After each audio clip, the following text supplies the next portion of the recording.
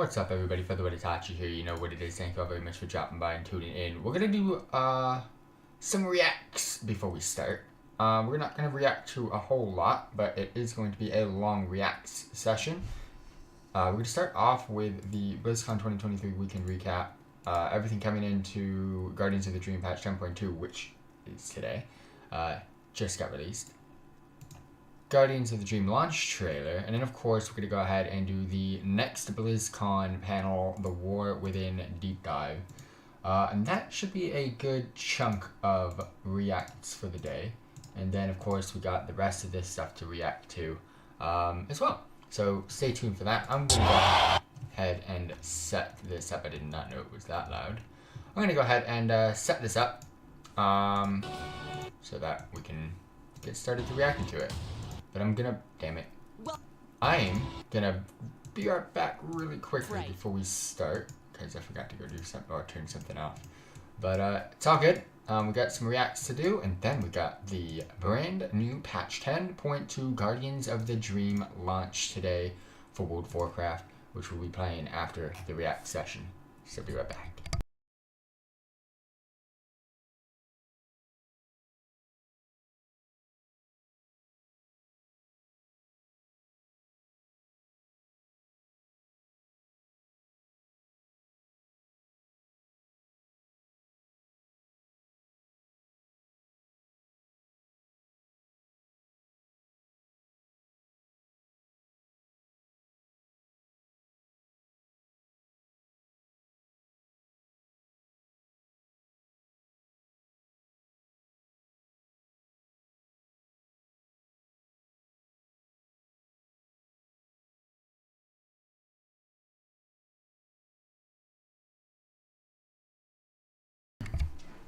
Alrighty team, we're back. Let's go ahead, get started with the react sesh, and then get into some World of Warcraft. So let's go ahead and get some 3 quick videos out of the way, and then y'all already know.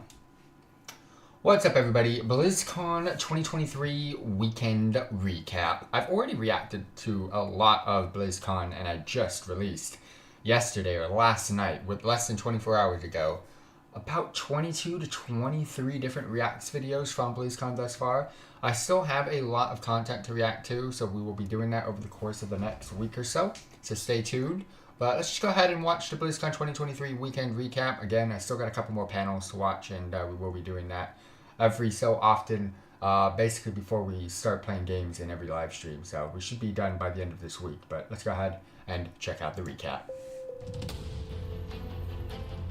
Who is it, Thrall?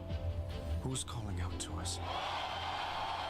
It feels amazing to be back and part of this Blizzard family again. That was probably one of the best parts of BlizzCon, was Chris Messin coming back. Nurture the essence of what has made Blizzard unique. BlizzCon, be great to each other and enjoy the show. Who's ready to meet the newest hero? We know you'll love him just as much as we do. I still gotta get started with Warcraft Rumble. Vessel of Hatred is Diablo 4's first Saudi and Audi. A completely new class, never seen before in the Diablo universe. Oh shit. Season 1. I haven't seen that shit yet. Warcraft Rumble is live. A way to bring Warcraft with you wherever you are and wherever you go. I'm looking forward to Warcraft Rumble. What's happening right now in Hearthstone and in Battlegrounds. Hearthstone's upcoming expansion, Showdown in the Badlands. We're pleased to announce Battlegrounds duos. Once again, let me hear the thunder! Can you believe we've been playing World of Warcraft for almost 20 years? We're happy to announce Cataclysm. Hope to be there next year. Hope to be there next year to BlizzCon. Season of the Story launches on November 30th. I'll definitely be getting in. Thank you so much for joining us. We are so excited to begin this journey together with you. So, what next? What single storyline could possibly match such a historic occasion? It cannot be contained within any single expansion. Let the World Soul Saga begin! Oh, they make it look so much more hype than it is. There was a lot of times when things were announced, it was deadpan quiet. To life. This is the start of a new era. So much more is possible. I can't wait to walk the halls with all of you. But overall, I've been enjoying BlizzCon thus far. It is a lot different than it usually is. But it is what it is. I mean, we got something. We're getting back. Hopefully next year is even better. And I hope to be there.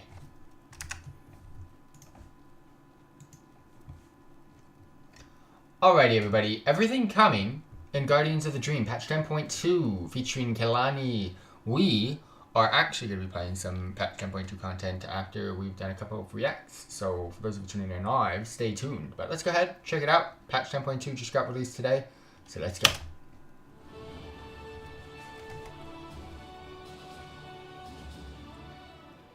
Hey folks, this is Kalani. The Dragonflight story is taking a huge leap forward with the release of patch 10.2 Guardians of the Dream, which goes live on November 7th.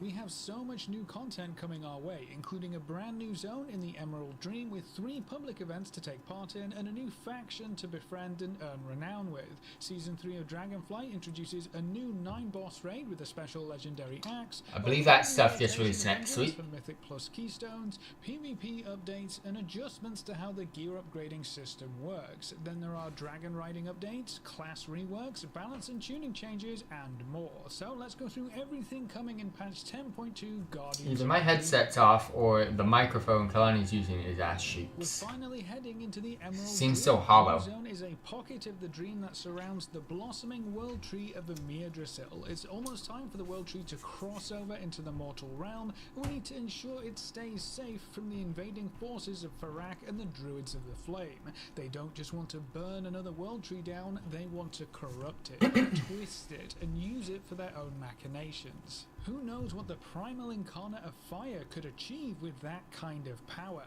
We'll need to rally our forces, push back Farak's army, and secure the heart of Emir Drasil. We're also going to have a new world boss to take on. You can find Orastar, the Hibernator, in the Emerald Dream Zone, and the Furbolg Wild God is not happy that his usual sleep schedule has been upended. If you can survive his sleep-deprived onslaught, you'll earn a chance at some shiny new gear rewards. Give me loot!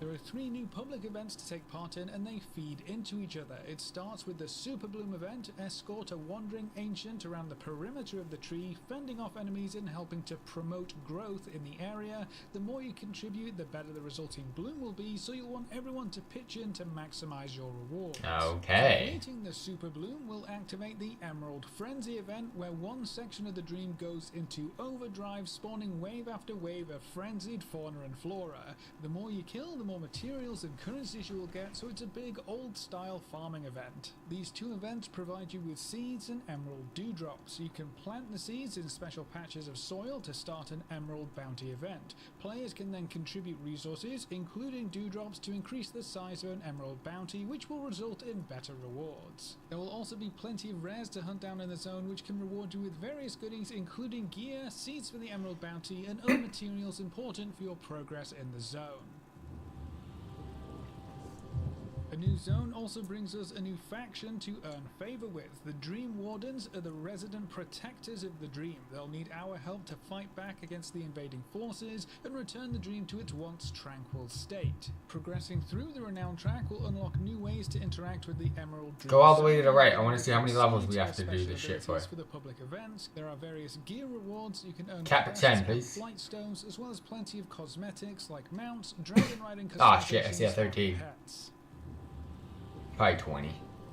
It's not just story content. Patch 10.2 brings us into Season 3 of Dragonflight with all new content and rewards, starting with a new 9-boss raid, Emir Drasil, the Dream's Hope. The primal incarnate of fire, Farak, seeks to corrupt the heart of this new world tree and claim its power for himself. We'll need to push through various defenses of the dream and conquer Farak's invading fiery forces to clear a way to the primal incarnate himself. Stopping Farak is the only way to prevent him from bathing the world in flames. There's another legendary weapon waiting at the end of this raid. If you can take down the primal incarnate, when was our last legendary weapon? Axe, Firelath, the Dream Render. That's going to be a It's over a fantastic decade ago, addition I to bet. any strength user's weapon collection. As for the Mythic Plus system, Season 3 will bring a whole new rotation of dungeons to explore. We'll be delving back into Warcraft Manor, Atal Dazar, Darkheart Thicket, all of it. Blackrock, the Throne of the Tides, and the Everbloom dungeons. The Two Wings of the Dawn of the Infinite Mega Dungeon also join the roster to give us 8 different Mythic Plus dungeons. Not happy. Hate it. We also have updates for the new PvP season. PvP gear and progression will now use the Flight Stones and Crests upgrading system, so that's in line with every other endgame content type. There's also a new brawl called Battleground Blitz. Yeah. It's a solo queue battleground brawl with smaller teams and a faster pace. And of course, a new season brings us all new tier sets and bonuses to change up how your class or spec works, provide additional effects to certain talents or passives, and gives you several new awesome transmog Warlock sets. set looks okay. A very important change regarding tier sets is that the Revival Catalyst timeline has been adjusted quite dramatically. The Season 3 Catalyst will be available in the very first week, giving you faster access to those important tier set pieces and bonuses. Dude, the microphone is pissing me off. Be returning, giving you access to a heroic item level tier piece of your choice for completing a major milestone achievement. You can clear the new raid on heroic mode, get up to 2000 Mythic Plus score, or reach Challenger 2 or above in rated PvP. That's very easy. In addition to that, the last boss of the Emir Drasil raid will also drop Omni tokens, just like Sarkareth did in Season 2. With these 3 options combined, everyone will have more options for obtaining their new tier set in Season 3. Overall gear progression will be changing as well. The fragments for crests have been removed, so you only have to worry about collecting and using the actual crests now, and your crests will be moved to the currency tab, saving you precious bag space. The heroic and myth upgrade tracks have been extended to allow you to upgrade your gear even further than before, and will have the option to trade up crests after you reach an appropriate item level.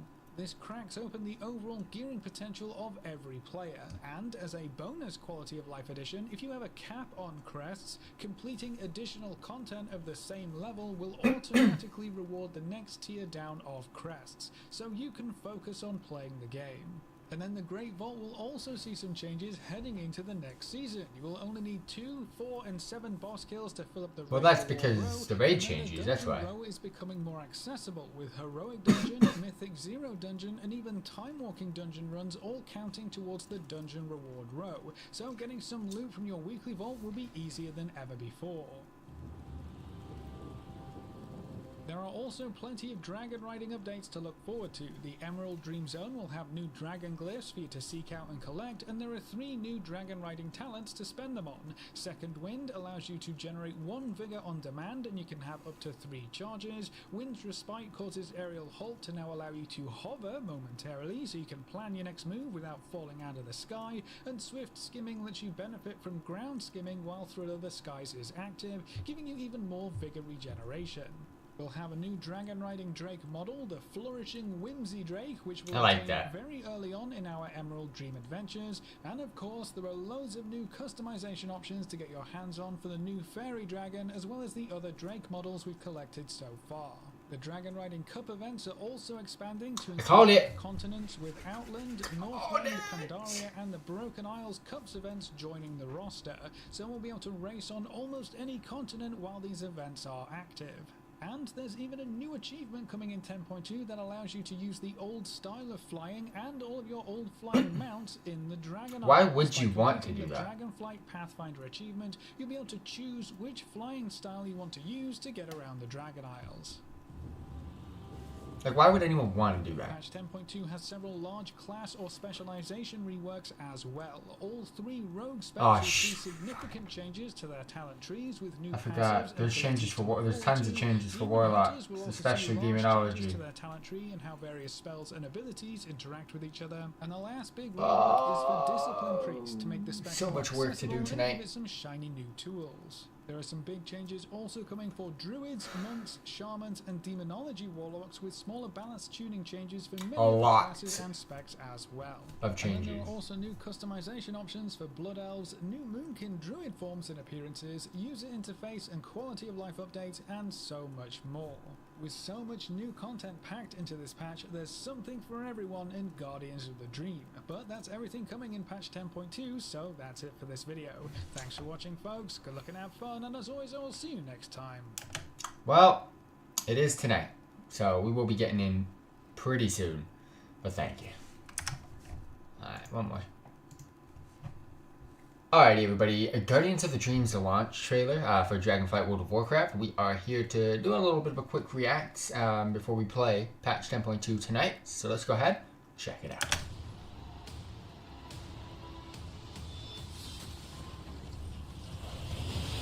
The Aspects believed they could imprison me, but my hatred cannot be contained.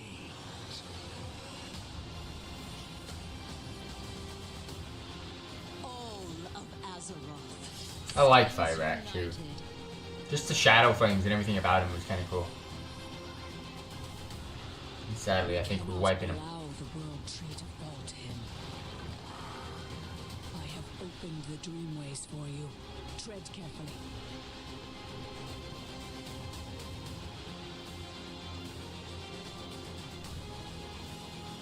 If Farak reaches the heart of Emir Drasil, all of Azeroth shall burn. Farak must be stopped, no matter the cost. Their suffering has just begun. Azeroth has answered us. Defenders of the dream! Fight to save our world. My fury will not be sated. Not bad. Not bad. That's one thing that Blizzard is really, really good at, and that is in-game cinematics for basically every franchise that they have. I absolutely love their World of Warcraft cinematics, so whether they're out-game or in-game, they usually bang spot on anyways, and I love it. So let's go ahead, get on in. Alright, got one more thing to react to, and it's 45 minutes long. And then we get to play. So for now, sit back and relax. Alrighty, everybody. BlizzCon, the War Within's deep dive panel for World of Warcraft. About a 45 minutes let's watch, or reacts. For those of you tuning in live, we are going to be playing some World of Warcraft patch 10.2 that just got released today after this, so stay tuned. But without further ado, let's go ahead and watch the next panel together, because I am watching BlizzCon content throughout this upcoming week, so let's continue to do so. Welcome back, BlizzCon. We're starting the day off right. Here's the World of Warcraft Deep Dive.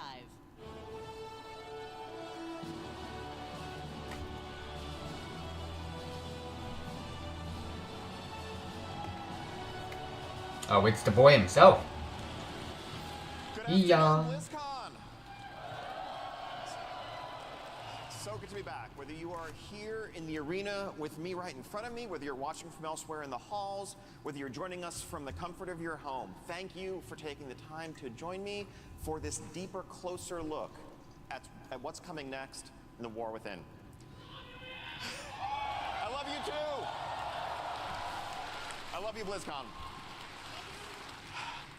So Morgan and Maria gave you kind of a sneak peek at some of what's coming. Today I want to spend a bit more time giving you more information on the core features of War Within, as well as a few things that didn't get mentioned at all yesterday. So, beginning, just a little teaser there. So to begin, let's talk delves. So what is a delve? As you heard yesterday, delves are these quick bite-sized epic adventures for flexible size groups. Alright. Hold up. I'm fucking hating life right now. What is going on? Is custom the freaking way to go? What the hell is going on with my audio? Razer had an update and they fucked me over here bad. What else? Can we do anything else? So, piss that. All of this is standard for default. Then we got this. I'm just gonna go custom, to be honest. You just blast the hell out of it. For either solo or with up to 5 players.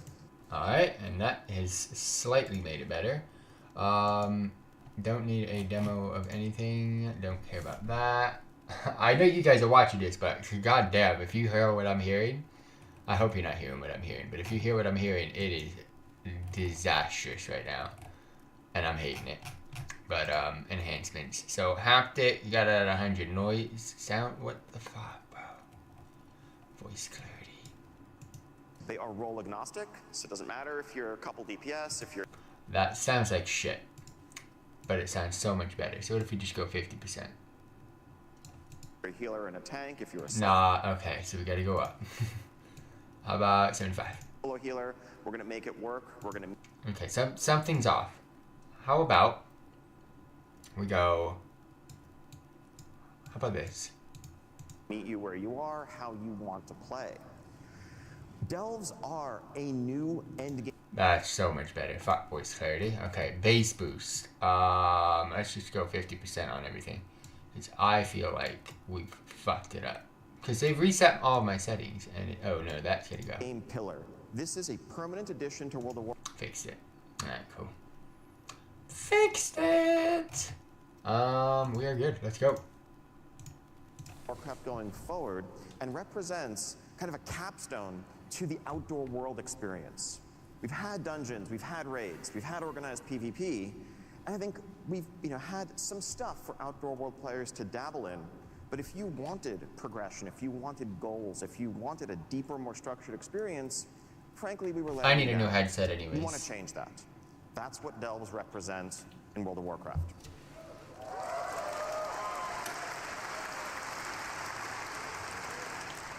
So structuring this, really we want to approach it as something that you are going to be engaging in all season long with variety and flexibility in how you approach it, and the replayability of the content is kind of a mainstay. So we got scenarios again. But also want to build in progression. And I think if you're an outdoor world focused player, a lot of the time we got it's islands. just about kind of spending your time doing a thing, going to a place, completing an event, but there aren't necessarily goals to work towards. There aren't necessarily reasons to be excited about getting an item upgrade because it's going to let you do something you haven't been able to do before. A difficulty progression built into Delves is going to enable us to offer that. Now, there's a lot of lessons. Oh, what did I say? Islands and scenarios. This type of content, whether it was Torghast in Shadowlands, Island Expeditions, scenarios, you can throw in horrific visions in that list. We've learned every expansion has one, these so sorts of experiences, how to design them for flexible scaling groups of different sizes, of different role compositions, about what's fun and what isn't.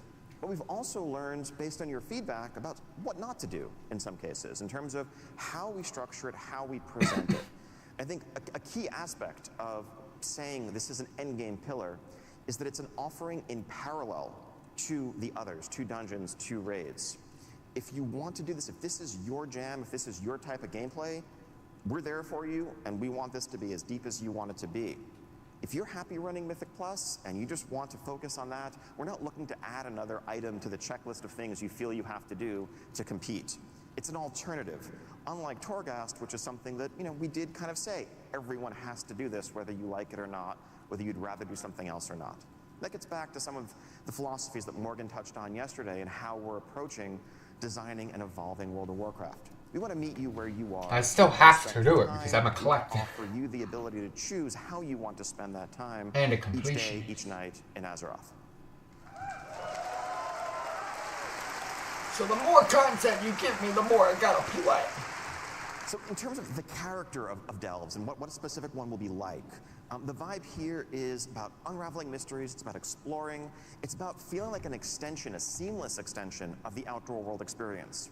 These are not dungeons. Every dungeon is ultimately about killing a series of bosses or boss-like encounters, and the dungeon is over when you kill the final baddest boss at the end of the dungeon. And that's kind of the structure that they all have to conform to. As much as we try to vary the formula a bit, that's pretty much what they're going to be. In the outdoor world, things are a bit different. We can, break some more of the rules. And really, at the end of the day, the one consistent thing about Delves is that they're all going to end with a room full of treasure. Some of those will have a final boss guardian in front of them. Others, you may be, just exploring, traversing the delve, flipping switches, solving a puzzle, defeating lieutenants, gathering things that you need to open the vault door. We can vary the gameplay, we can vary the feel of the experience. These are going to be instanced experiences, but they are seamless. When you walk up to, this, as I'll show in a second, a fog door at the entrance to a cave, at the entrance to a structure, you're just going to walk in, no loading screen, and now you're in a delve. You want to make sure this really feels like That's kind of cool. an extension of the outdoor world. That's difficult to do for them, and that's kind of cool. Now, as part of an in-game pillar, that means we're going to tie this into seasons. So, as well as a narrative progression over the course of a given season, there will be increasing rewards, increasing difficulty, and a change of pace, whether you're in Season 1 of War Within, Season 2, and so forth.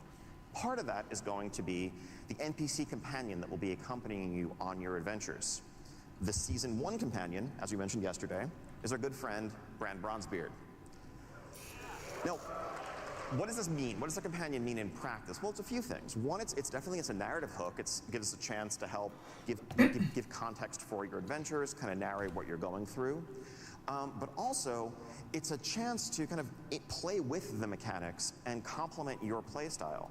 As Bran adventures with you, you might find some gear for Bran. You might be able to gear Bran up. You'll be able to spec him and customize his abilities to complement what you or your friends are bringing to the group. Whether you want more survivability, whether you want help with someone to tank, whether you want more control, this can help us balance the experience as well and give you another vector for your progression over the course of the journey. Can Bran shoot me with bullets that heal This me? has kind of been very high level. I want to just give a couple of specific examples as kind of a day in the life of someone jumping into delves in War Within. So let's say you are casually journeying across the Isle of Dorne and its pastoral beauty, and you come across this structure with that fog door set into it, and you decide to venture in.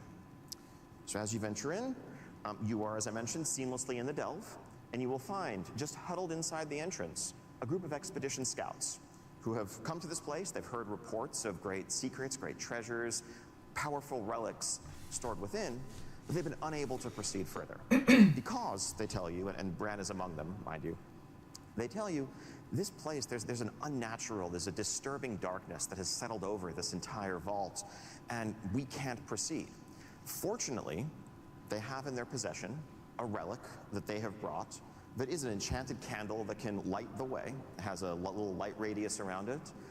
If you think back to the Vault of the Warden's dungeon, if you remember that in Legion, what the basement was like, where it really felt like just a dark, scary place, but you could have this beacon in the darkness to guide your way, you have one of those. But, they tell you, it has very limited fuel. They dare not proceed on their own because they worry they're just going to get trapped in the darkness and destroyed by the terrors within. But you, of course, being the champion who's come along, you're up to the task. So you take that candle with its light radius that will begin to shrink progressively as your limited fuel burns, and you take some steps into the delve. Now, who do you find in here? Well, as it happens, you run across fellows like this guy. More jacked than your average kobold, but there's a lot of kobolds in here. And as you know, as any World of Warcraft player knows, where you find kobolds, you're going to find candles. And this guy's going to put up a fight, but it being World of Warcraft and all, you're going to take his candle. I was going to say, I'm assuming we get more candle power.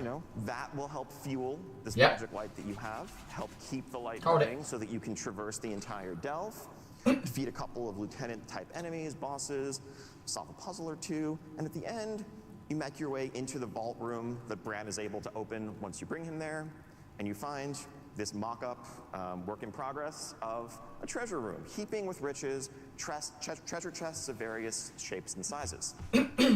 Some of the smaller ones, you can just walk up and open, collect a range of items, currency, rewards, you name it. But you'll find a couple of extra large, resplendent chests in this room. Those may require special keys to open. Now, those keys you would obtain from doing kind of outdoor content, weekly quests. They're a bit more limited in how you can get them, but also allow us to offer and pace out the best rewards. They're on par with some other endgame content to make sure it's not, infinite. Now that makes sense, and I know people are going to complain about it's it. It's an extension of your outdoor world loop, if this is your playstyle. Now, let's say you come back to the same delve on another day. You might find that there isn't a magical darkness settled over the place. Instead, there are earthen locked in battle with kobolds, and you can help turn the tide of that fight as you work your way through, dealing with some different challenges along the way. Variety, replayability, lots of layers to the experience. Now, so you venture back out into the zone, heading off to a different corner of it. and you come across this cave surrounded by mushrooms. It's known in legends as fungal folly. Now, maybe not being the wisest adventurer, that sounds like a great place to enter, so you take a few steps forward. In here, you might find an environment where, whether it's due to unusual ores or whatever in the walls, the rules of gravity are a bit topsy-turvy. And you'll find mushrooms scattered around the cave that you can use as basically jump pads to help navigate the environment, to skip over enemies you want to avoid, to reach high up ledges that you couldn't otherwise get to. You're starting to get the idea, like, this is more the world as toy vibe that we tried to play with when we're creating outdoor events, outdoor spaces. These are not mechanics you necessarily find in a dungeon, but I think the team really is unshackled, is freed to explore a much wider array of gameplay when we're building delves. So let's talk a bit more about the loot. So actually, before we talk about the loot, these are the 12 delves that we currently have planned, scattered throughout the 4 zones, each themed around the ecologies, each themed around the settings that you're going to find. Now, some of the attentive among you may be saying, wait a minute, Morgan's slide said there were 13 delves yesterday. He might be right, but there also might be a secret delve that you have to explore a bit more to discover that awaits you. So yeah, loot. Part of being a seasonal pillar means going to the Great Vault every week and getting to share in that disappointment that your raiding and dungeon playing brethren have also had the pleasure to enjoy. But just want to make sure you don't feel left out. So you're welcome. What about PvP? This isn't a Delves row, this is a world row. And really that is enshrining these 3 PvE pillars: raids, dungeons, world. You'll be able to unlock some of these slots doing select outdoor world activities, as well as, of course, delves with better rewards from higher difficulty delves. Our thinking in terms of the rewards here, this is all subject to tuning, is that this should reach to, let's say, boss heroic raid, mythic 10 to 15 type range, accessible just via solo progression. Far better loot than you've ever been able to get before.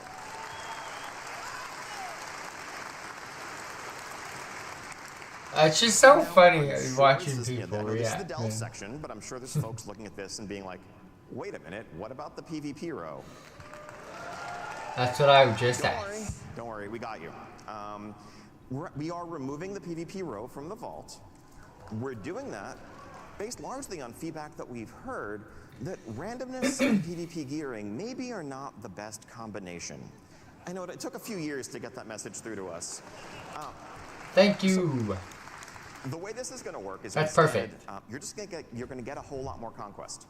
You're going to gear up at the same rate overall, but you will have complete control over your gearing path, just spending your conquest on the items that you want. Let's go. Easier catch up if you come in late in the season. You don't have to worry about having missed certain vault weeks.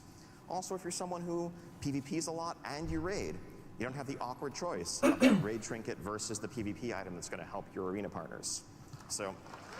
Perfect. Perfect. That is an amazing change. That's a perfect change right there. Hopefully, I like that. This is good news for everyone. Now, aside from, just power, also you get silly hats. Nothing more to say here. These just.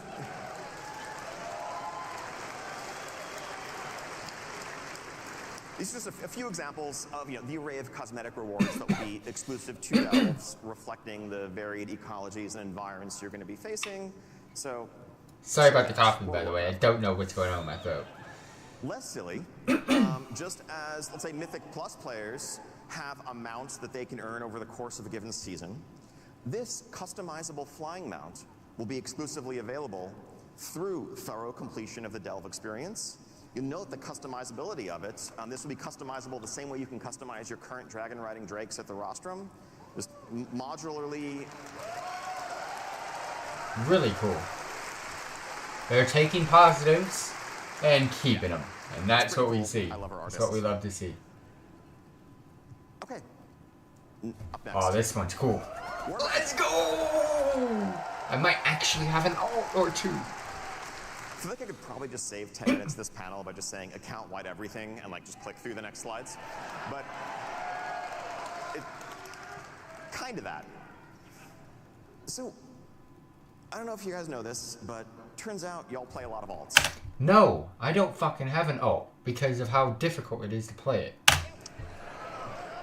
I'm sure that actually the number of characters per person in this room in particular is like some insane average. But the average WoW player today plays multiple characters.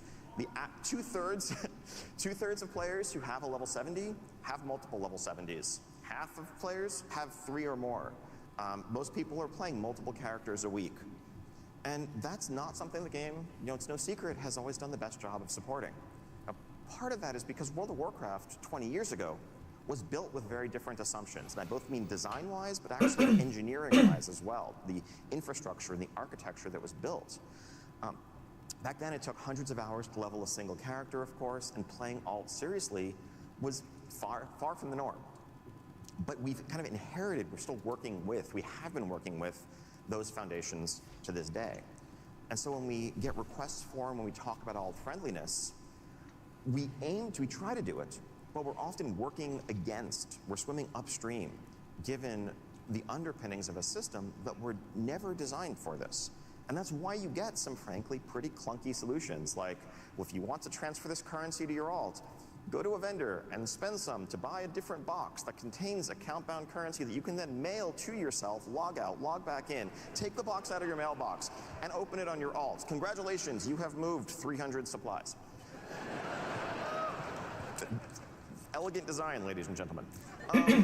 But it's good that they talk about this. At its core, warbands is, what if we just rebuilt those foundations and created a new future, both for the things we want to offer today and the things we'll be able to in the future. So they're doing some amazing stuff so far. But instead, it complements what we want to do. Now, the focus here is really making it convenient, removing barriers, removing awkwardness in playing alts. We don't want to actively necessarily encourage it. People already want to do it if they do it.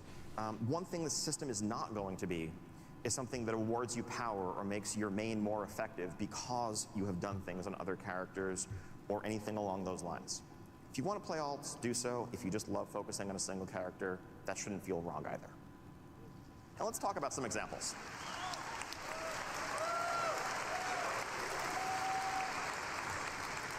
Okay, so I'm going to run through these pretty quickly. They're mostly fairly straightforward. It's a bank. It's an account-wide bank. Thankfully, hopefully, you should never again have to mail something to yourself. You also might notice, and so this is giant, lots of storage, extra tabs that can be purchased on the right-hand side, so multiple tabs of these. You can organize them as you want. The very observant, the eagle-eyed, will notice a little checkbox mentioning reagents. If you deposit reagents here, you can craft from the account-wide storage on any of your characters.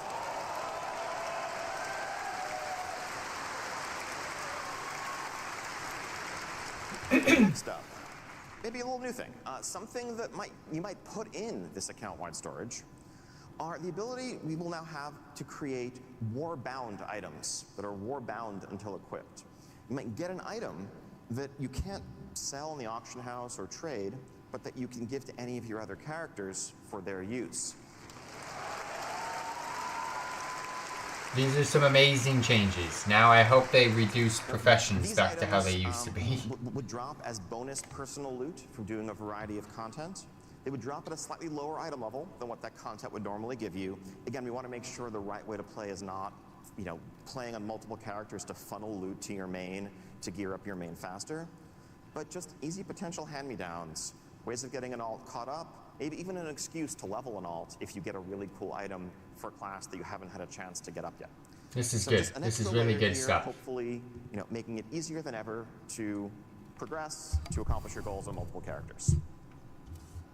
All right, now quick rundown of some of the other integrations we have planned. Transmog. Transmog has always been, it's been for a long time an account-wide collection. Key thing here now that really it is being acquired by your warband.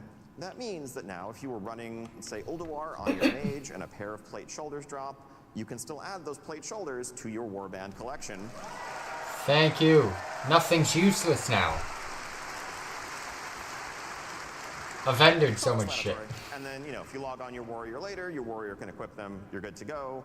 Hopefully you don't need to feel like you need to refarm the same stuff on as many different armor types anymore. This is really good. Again, fairly straightforward. In War Within, Reputations and renowns will work account-wide. We want to make this as retroactive as possible. That will take some work over time. We're probably going to start with Dragonflight renowns as a focus and a priority and work our way backwards. But going forward, we want progress earned on reputations to not really matter which character you're doing it on. At the end of the day, it's the same content, it's the same experience. If you've gained access to some perk or some recipe, having to re-earn it, not terribly compelling.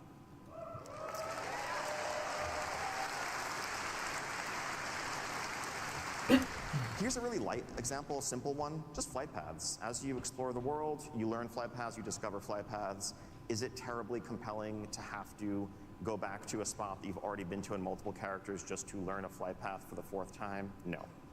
If you have a flight path network unlocked, you have that unlocked across your warband going forward.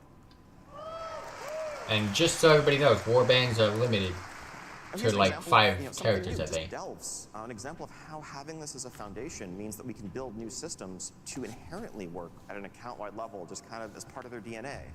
As you're advancing Bran as a companion, as you are empowering him, as you're customizing him, again, logging on to a different character and going back to having a weaker Bran that doesn't offer the tools that you've grown accustomed to, that's more frustrating than fun to re-earn those things. Let's make that progression inherently warband level, inherently account-wide. That's good. Really good. And achievements. We've had account-wide achievements for a long time. You know, no secret, they have the little blue bar over them, indicating that they function at an account-wide level. What Warbands allows us to do is kind of invert that paradigm and change the vast majority of our achievements to be account-wide, to have that actually be the new default. So if you do part of this PvP or crafting or other achievement on one character, part of it on another, your warband can earn the achievement. Once your warband earns it, you've earned it. Again, you the player are doing the thing. That's okay. Makes it so much easier. Even though I like to just do it on my main. Oh yeah, and then this. Oh, 4 characters it looks like. That's really cool though. To kind of signal this shift up front, there's no like mechanical functionality here, but just in terms of presentation, what you'll see when you log into World of Warcraft with multiple characters is a selection of your favorite characters huddled around a campfire or another setting. You'll still have your full list accessible, but we want to make it clear that like you, the player, have this cast of characters that if you want to dress them all up in consistent transmogs, go wild. One thing you might note here, if you're very eagle-eyed, also by the way, if you're very eagle-eyed, don't read too much into things like the evoker wearing leather. That's just, it's internal mock-ups. We're not changing anything crazy there. Sorry. But you will note that the evoker is level 13. That's going to be a thing that's possible because they'll start at level 10. But because Dragonflight's going to be the new leveling expansion, by the way, going forward. One thing you might notice is there isn't really much here about realm selection.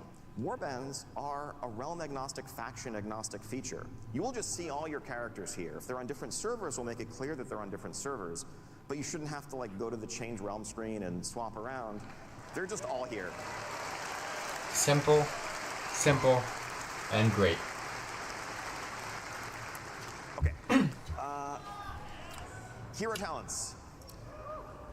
So, at the core, this is a chance for us, as we continue to evolve and advance our class system, to explore some deeper class fantasies, to look at iconic archetypes like the Farseer or the Dark Ranger or the Mountain King, or others often inspired by major heroes in the Warcraft universe, other times by fantasies that we've heard are really resonant with players, and focus the continued expansion of our classes in that space. Now, Morgan said this yesterday, just to restate, this is a completely flexible system. It's as flexible as your current talents and specs. Nothing like covenants or anything like that. Anytime you could change your talents today, you can change your hero spec, you can swap around your hero talents. They're just talents. Some of our goals here, of course, we want to offer progression, but we want to do so, frankly, while managing complexity to a certain extent. When we started planning for War Within, we knew, all right, we're going to raise the level cap by 10. 10 new levels means 10 new talent points.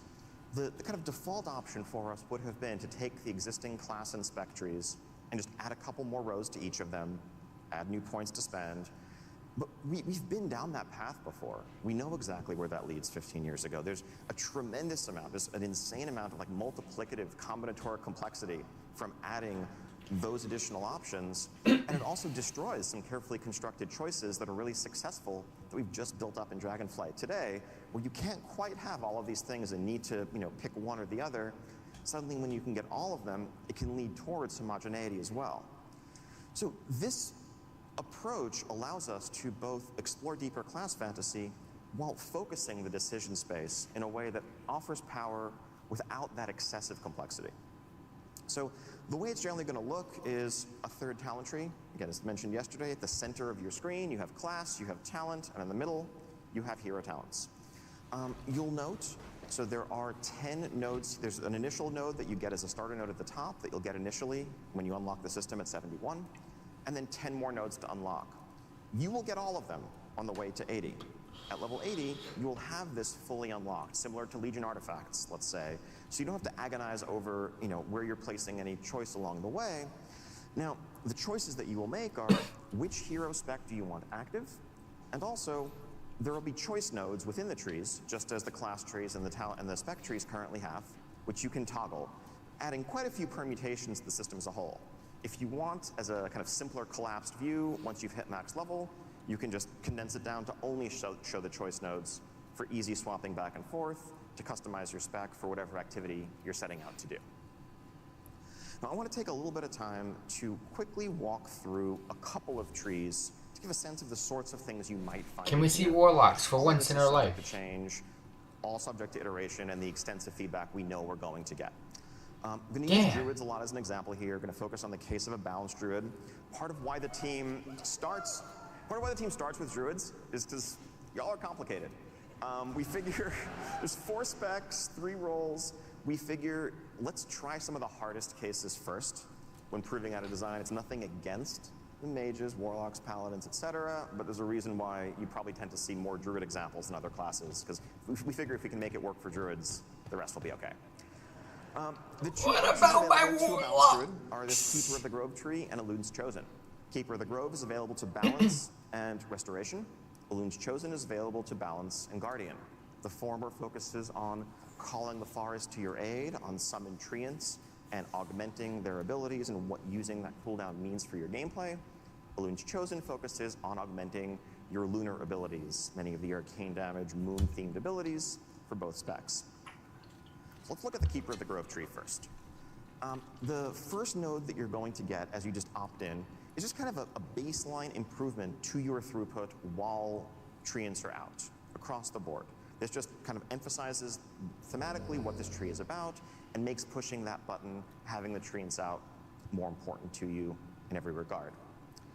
Some of the nodes in these trees are just going to be simple, straightforward passives. Not everything is going to double and triple down on the same treant ability. Some will, like this, regardless of what spec you are, make your treants add additional damage. Oh, by the way, if anyone's worried, wait a minute, but what about the auto taunt? That's a mess in dungeons. We'll let you opt out of that. Don't worry. Or, passives could just augment your abilities, your resource pool, and just make you a better druid. An example of choice node, again, this can be about doubling down on and getting more out of having the treants active. Or maybe you really don't want all of your eggs in that basket. Even though you are going into this tree, you want the treants to be important to you. You don't want 100% of your throughput to be focused in that window. You'd rather just have some baseline improvements to all of your abilities, or to some of your core abilities. This is one of the simpler choices available, but the idea is 4 different opportunities to nudge your gameplay in one direction or another within this tree. A capstone talent, again, is often likely to double down on and amplify what the initial point was, just reinforcing that having the treants out is going to be a peak, a spike in your potential, something that you're going to plan around, and just amplify the overall benefits that you're achieving from that. Now, pivoting to Elun's Chosen, again, this is lunar themed and shared with Guardian Druids. So the first point here is going to call out 3 specific signature abilities, 2 balance, 1 guardian, and make them meaningfully more impactful to your gameplay. For your Guardian Druid, for example, You might read this and realize that, yeah, like Lunar Beam is going to become a pretty powerful defensive cooldown, especially in dungeons. I was going to say, this seems more like a PvP type of tree to go for. This is now something that you can really count on and plan around as you approach your gameplay. On the Moonkid side, this of course adds an extra layer to planning and throughput in your rotation.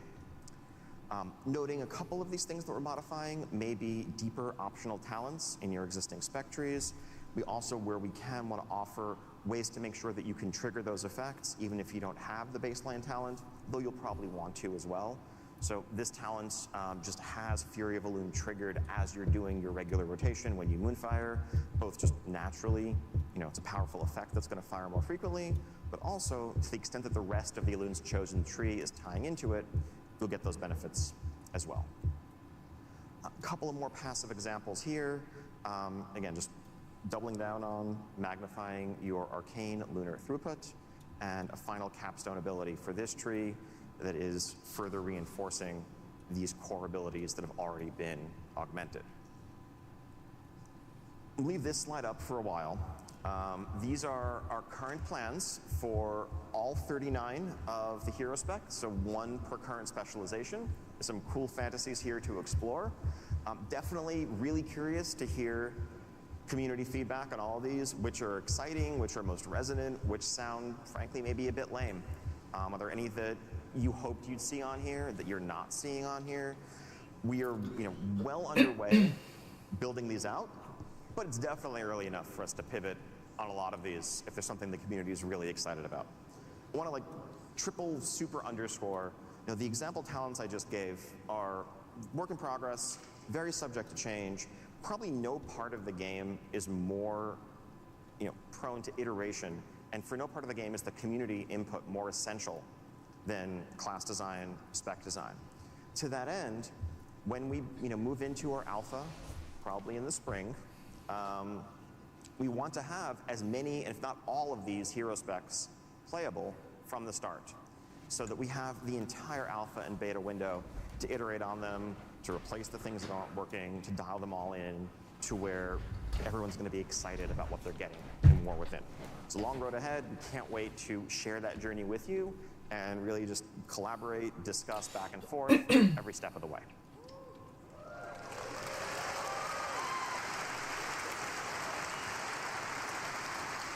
All right, now some other stuff. Some you've heard about, some you haven't. First off, Allied Race, you get to be an Earthen. Awesome blinged out dwarves, or maybe not so blinged out if you want to customize them differently. These are going to be earned just by playing through the War Within campaign fully. There's no rep to grind here, nothing else beyond that. You are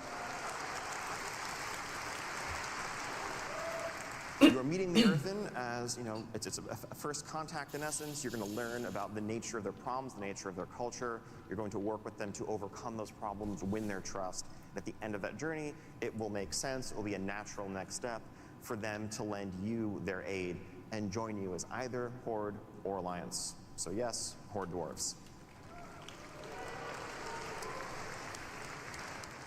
We haven't yet finalized what the racial abilities are going to be, but the available classes, 10 out of the 13 available classes. Everything but Druid, Demon Hunter, and Evoker. Now on the right side here, you see a concept of the Heritage Armor you'll be able to earn from leveling your Earthen to max level. Wow, that's a lot. That's everything, basically. All right, Dynamic Flight.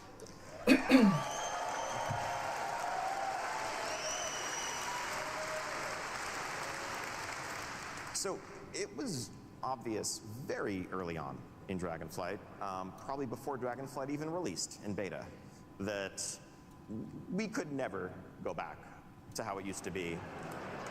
Honestly, we hoped that would be the outcome. We hoped the feedback would be, this is so awesome, we just want this to be how flying works forever. But we immediately began, making plans for what that would mean, because, it's the only way to go. And so, dragon riding is going to become the default, no longer just dragons, but dynamic flight now in War Within and beyond. You can kind of already get that in live servers, by the way. Dynamic flying. I meant to have 2 mounts here, but I only see Ashes on the right. But anyway, The key point being, we want to expand this to the broader array of mounts that you have available. I think the only downside of dragon riding as it exists today is that you don't have much reason to use so many of the mounts that are your favorites visually, aesthetically, that you've earned and done so much to collect. You want to make sure that as much of your collection... I've already got a dynamic mount. So not every single flying mount is going to be able to support dynamic flight. There's some animation logistics to work with there, but as many as we can. It's a 3-digit number. We want a very wide array of mounts being able to just fly the way you've always enjoyed with your dragons.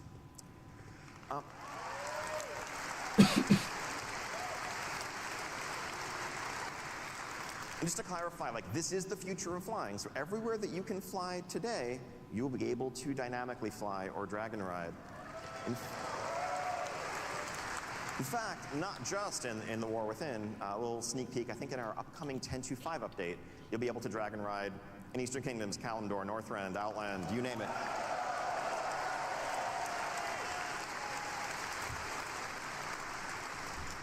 We also understand there are some folks, for accessibility reasons, personal preference reasons, maybe you just like being able to AFK in midair, that dragon riding isn't your favorite. We don't want to take anything away. We want to let all these mounts that can currently do the old school flying mode toggle between dragon riding or let's call it TBC flying. Up to you, whatever you prefer.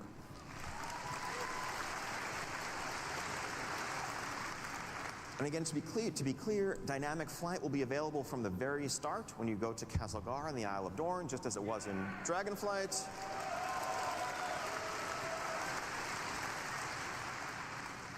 Old school TBC flying, Pathfinder style, will not be available right away, but it will be unlocked shortly after reaching max level with no reputation grind requirements. Just play through the campaign, explore the continents, then you can fly that way as well. The existing dragon riding glyph system in the Dragon Isles, we want to pivot that to a bit more of something that's evergreen. Some of those unlocked traits may change to only work within the Dragon Isles. Others that are more essential to just the experience feeling good, like vigor increases, regenerates, the active abilities, are just going to be things that you will inherently get as you earn dynamic flight and level up naturally. We don't want down the line players to feel like they have to go back to an old expansion and fly around and collect a bunch of glyphs just to be able to explore the new expansion. And in that vein, this is going to be the new default for leveling players. I mentioned earlier, when War Within comes out, instead of BFA, Dragonflight will be the new leveling experience that you merge into as a new player after you leave Exile's Reach. And so you're going to get dragon riding very early in that experience. As you just level up, gain player levels, you will improve your flight ability and get all the vigor perks and everything else that everyone has come to expect. And that's just going to be how the game works as a baseline. This is what flight is now.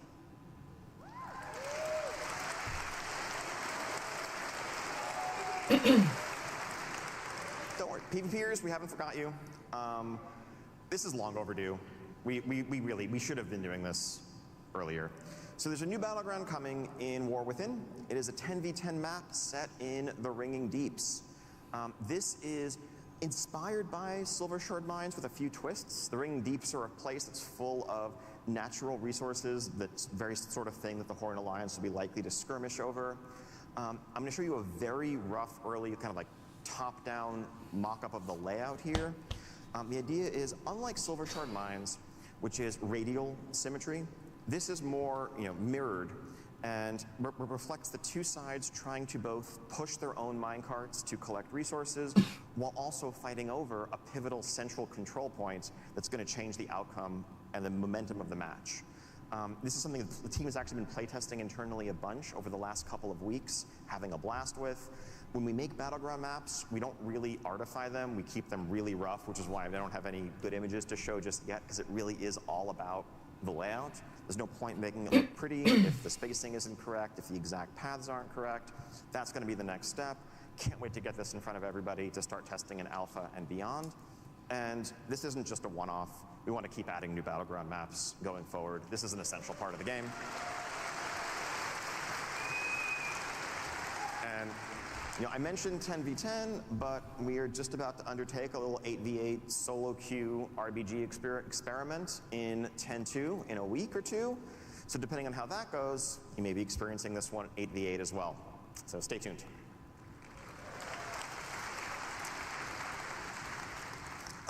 Otherwise, we have a few ongoing interface updates that we're continuing to work on. In Dragonflight, we overhauled the HUD, the action bars, the unit frames, the baseline UI experience. We made it clear at the time that that was just the beginning. This is something we want to continue chipping away at, updating different pieces of the UI to be more streamlined, better reflective of the modern gameplay experience. So just a couple of examples here. So the spellbook, we are looking to modernize, update, actually make use of more than like a 1024 by 768 monitor resolution. That looks a lot better. Ideally, you're not going to have to flip through multiple pages to find some ability that's not on your action bars. Also, we're combining this with our talent screen. If you look at the tabs at the bottom, you have spec, talents, and spells all in one place, so it's kind of a one-stop shop for all the things that your character has available. Do this with Overwatch, rather than please. having two separate windows that you need to move between. That menu sucks. Too many buttons that go to the same thing. Condense it. I like it. Some light updates here. I think improving the overall aesthetic of the quest log, the quest window. If this is harder to show off just in a single screenshot, but we are adding a bunch of filters to allow you to hide and show different objectives, to see more quests available at once, to filter your log for the things you care about most. We also have a full pass in progress on our quest iconography to make it easier to differentiate between daily and weekly quests and remove our reliance on just shades of color as much as we do, which really it is a color blindness issue for the range of quest bangs where the only difference is what color it is. And again, this is just a couple of examples of ongoing efforts. This is a project that will never be done. We're just going to continue improving and updating different aspects of the UI as we go.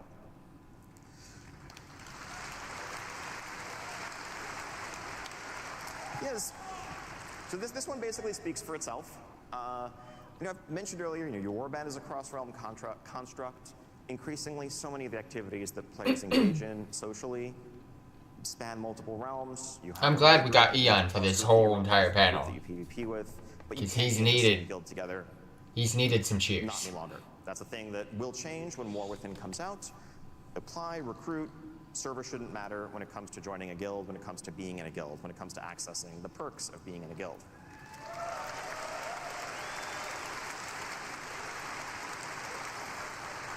And people may be wondering, wait a minute, what does that mean if now guilds are cross-realm?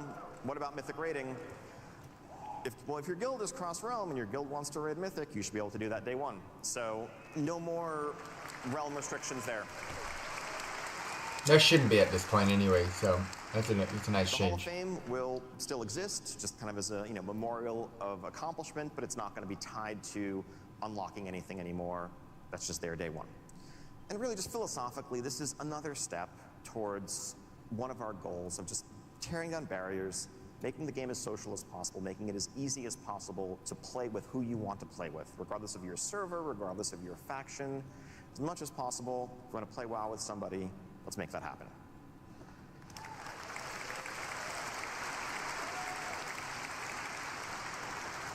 All right, so that brings us to the end of this whirlwind tour / deep dive of War Within features. I know there's still a bunch of questions, a bunch more information to share. Can't wait to do that in the coming days and weeks. But to begin, I'd like to invite everybody, if you have questions, if you're here at BlizzCon, go to the Darkmoon Fair in Hall D. You can drop off questions there. If you're going online, you can go to the WoW or WoW Classic subreddits or our official forums and either ask your questions there or upvote others. This coming week, when we get back to the office, we're going to huddle, review the top questions, and record streams for both Classic and for War Within, addressing the top questions to try to get as much information. Thank you very much, Blizzard. This has been great. Love it! Let's go! Now it's time for me to go to patch 10.2. Once again, thank you so much for joining us. We are so excited to begin this journey together with you. Can't wait for the War Within. Enjoy the rest of BlizzCon. Enjoy the rest of the weekend. I love you all. Thank you, Eon, and thank you, Blizzard. Alright, it is time. Let's go ahead and launch some World of Warcraft.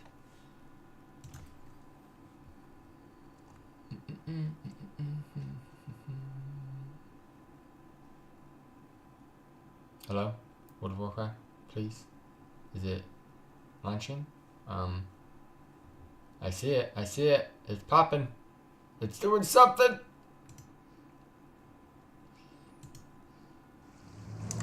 Oh, it's loud.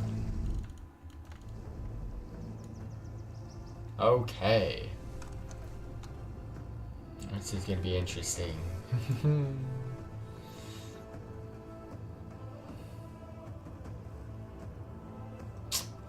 Alright.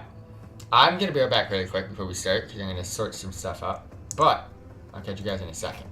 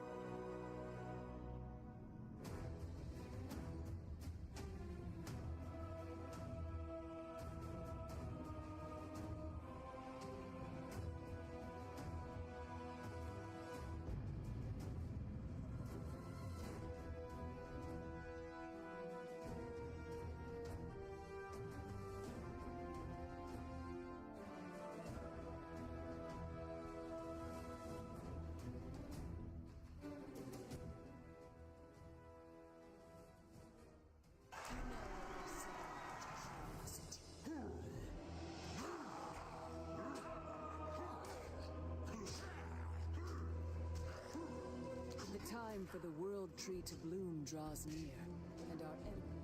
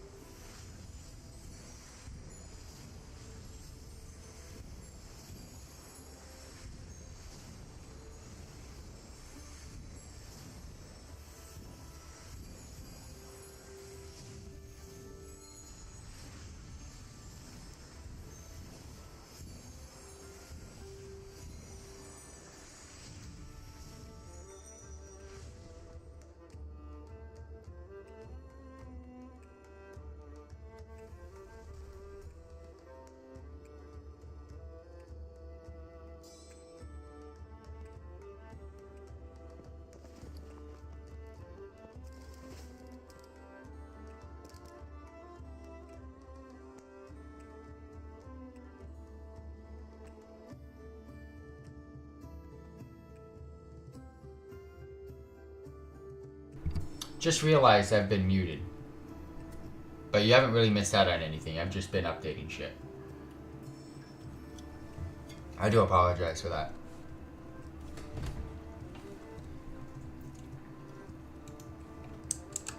Alright, you guys have just been seeing me go through updating things.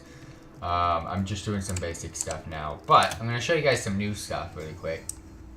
That I purchased. I got from the freaking Epic Edition. There's like 2 achievements. Heroic Edition, Algarian Stormrider, owner of the War Within Heroic Edition Algarian Stormrider mount. This is technically like the new dynamic riding. It's not storm riding because it's not a dragon. And then you got Squally, owner of the Squally pet. So those are 2 achievements. If you're wondering what the Squally pet is, it is that one that just got summoned. There you go, little flying buddy. So we got Squally. We have a new Hearthstone that came with this as well. It now looks like this, which I'll be using for a while. So let's go ahead and swap that out.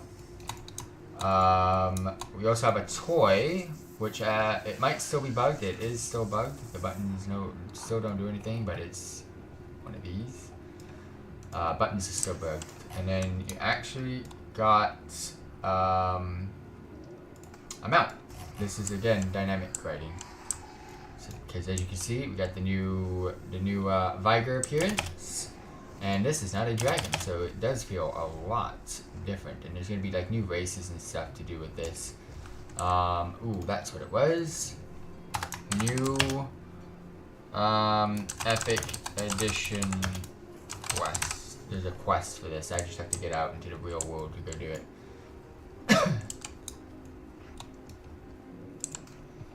Alright, so simple things that I can do right now. I don't think I have anything for this.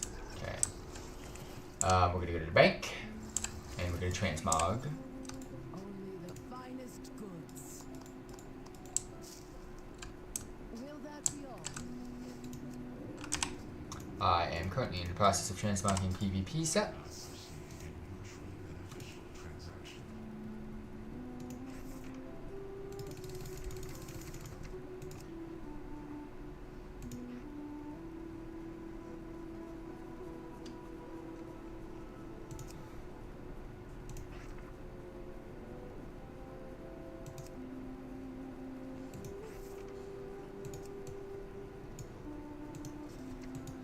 Do we have anything good as a back piece for this? Oh, I know what we're gonna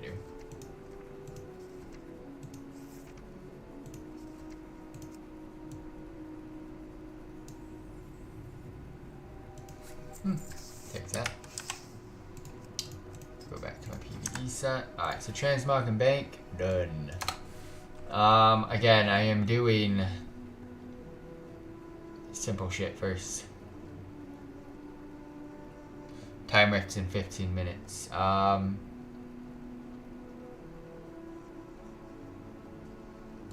Adventure guide.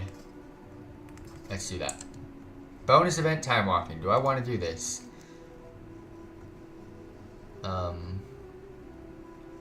What?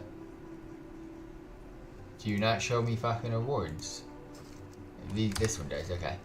So, bonus event time walking, no, because you're gonna give me only 415. However, time walking dungeon. I gotta do 1 time walking dungeon to make sure I get my weekly quests, because you get it at the end of the first boss. I mean, the end of the first dungeon, so the last boss of the first dungeon, you only get it once. So if you do a second dungeon, you're not gonna get it from the last boss. You can only get it from the first dungeon, and I get 500 time war badges, so. We'll do only 1. I'm not going to do the quest for 5 because I don't need 415 gear. Battleground Blitz. Embark on a mission alongside members of both factions to prove yourself in Battlegrounds. Matches are sped up. Can I queue up for this? I can. Okay. New BG Blitz. Is it a PvP, bro?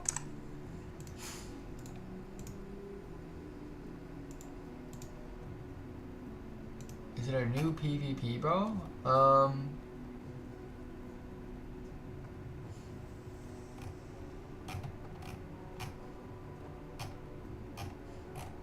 Get ready for the Battleground Brits Brawl. So is it a PvP brawl?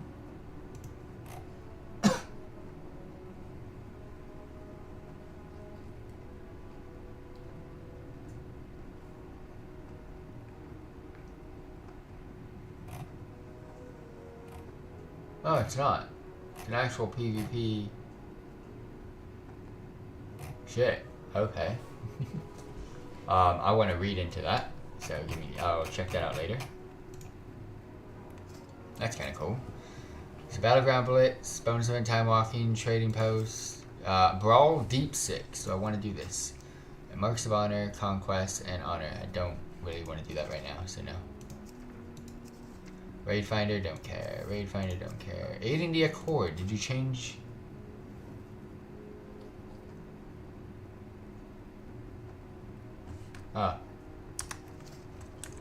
Aiding the Accord is now going to be a thing. Alright, Aiding the Accord weekly.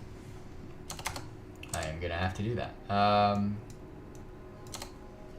Okay, I'll pick up that when I go to that stuff. Down at the Infinite, no. Random BGs, no. Darkling Fair, no. Rated BGs, no. Arenas, no. Guardians of the Dream, Chapter 1. Speak with... Don't I have that? Call of the Dream. Yeah.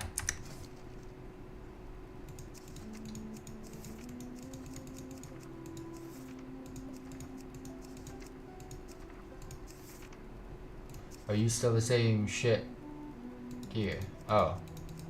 You can't do it. Okay. Can't do that either. Nice. See, get rid of this stupid stuff, Blizzard. Okay, so we get. I got what I need to do from that. Alright, I really am basically going to use this Time Rift event to simply sort out my talents. So, bear with me on that. Weekly quests. I now have that. I'm going to go check what's going on, though, with the...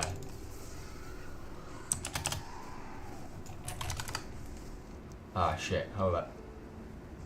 Okay, so you... Time walking. You... Aiding. You seems to be different as well. Adventure Sparks of Life and the Emerald Dream. That is definitely something I need to do. This better be worth my time. Why the fuck would you duel me? I'm doing something, you dumb dickhead. Obtain honor in epic beaches, same stuff. Obtain honor in rated arenas, and gotta go fast. Okay, that's that new one. Trophy of Strife.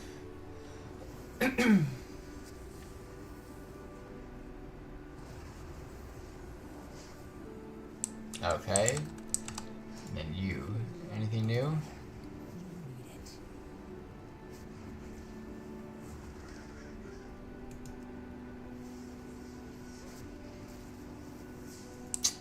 I had so many bloody tokens. I had like 30k, and now I have nothing.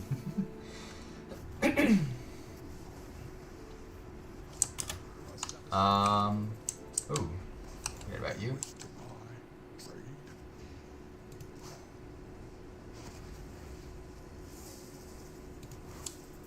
Alright,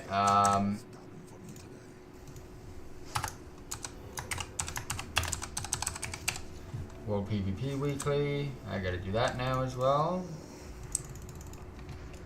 Going back to farming. And then I'm assuming they just turned this one off for the week. It looks like that's the case.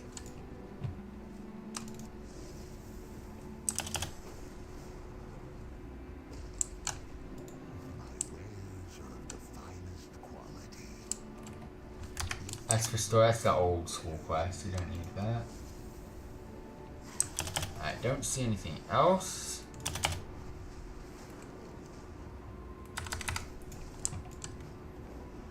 Got about 10 more minutes. I'm gonna sort something out. I got a mount that you can actually customize. So there's so much shit to do, guys. Just bear with me though.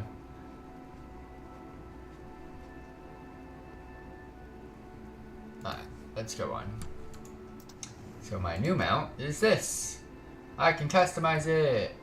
What color do we want? Blue, purple, yellow, or red? I like red. No neck plate. You got neck plate, and then you got, ooh, pendant's cool. Saddle, you got bear. Alright, we have to look for, ooh, that's actually kind of cool. Bear, hammer's light, torch. I like the hammer light. The breastplate, it is going to be none. Simple, decorated, heavy plate. That one probably the best. It's just a jewel plate. Bracers. I like the bracers. Armor color. Go, ooh, red. Color. Different color. I like the brightness that I get from that. Ooh, tail.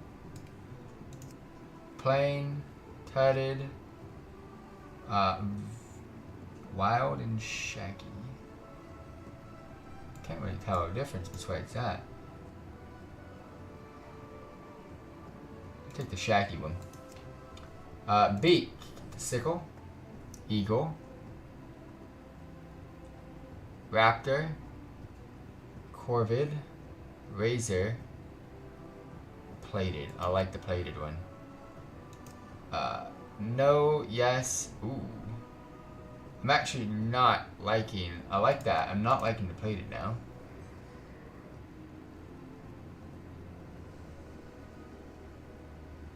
Sickle was the OG.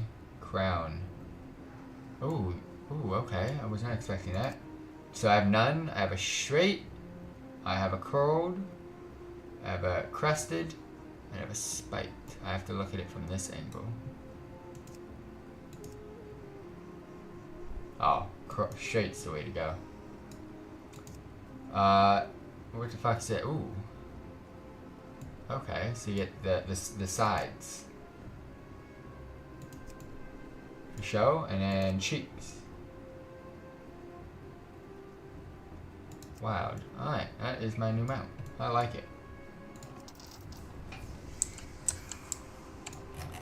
Alright, there's a lot of other things to customize, but we'll do that when we get there. We are going to head on over to the Rift, because we got some time to kill while we are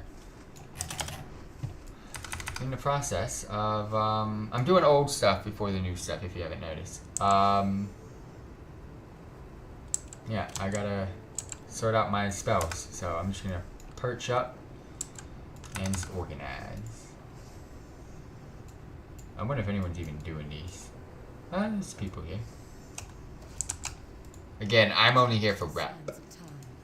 I am not here for anything else. I'm currently at 14k out of 18k, so that's about 4 more weeks, roughly. 3 more weeks, maybe. Got my quest. We have about 5 minutes. Ooh, there's my Herald Fox. That's my quest. Alright, I'm not going to do it now because I want to make sure I get into the timer first. Alright, so patch 10.2. Okay, so profession weeklies we can do next. Spells and talents I'm going to do now. In-depth what the fuck to do list. Put that down here. Time rift we're doing. Dragon riding challenge courses. I'm going to remove for now.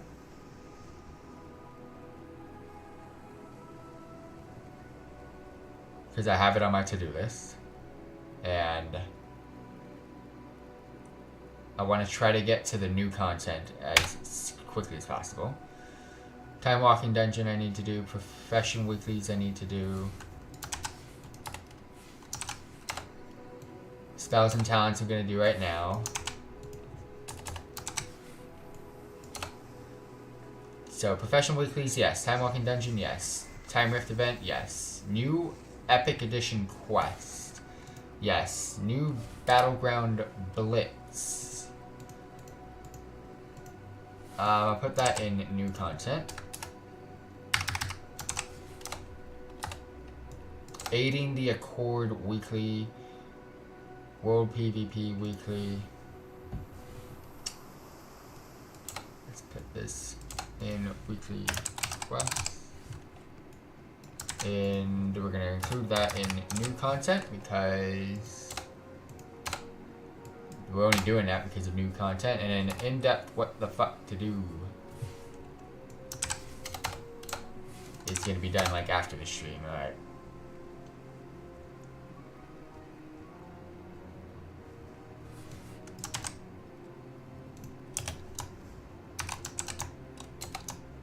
New Epic Edition Dragon Riding. I'll add that to the patch 10.2.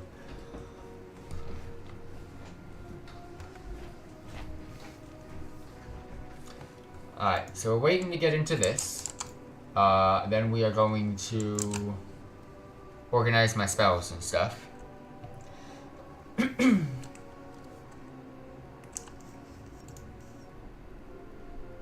then we'll go do profession weeklies. So this is the old content that I gotta do. Spells and talents, profession weeklies, time walking dungeon, time rift. That's it. New content, I got that new zone with the new campaign, I got new events, new dragon riding, new battleground blitz. I gotta get my weekly quests. There's also gonna be some new pet battle stuff, new profession stuff, PvP, PvE, all that stuff, but I'm gonna do the basics first. We got all week to play, so.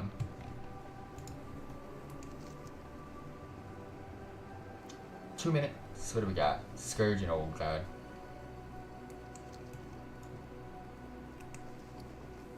Ooh, whoops. We'll be back in a second. But there is no endgame content this week, so.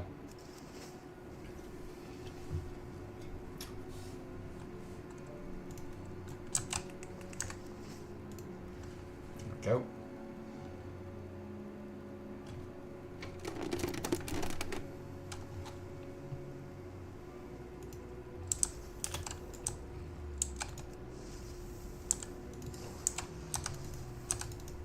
Can I have my new mount, please? There we go. Aw, yeah, I'm winning. It looks so good!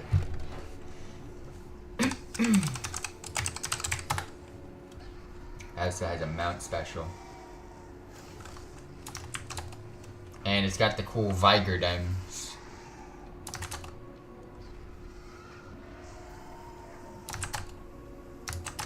Flex on them.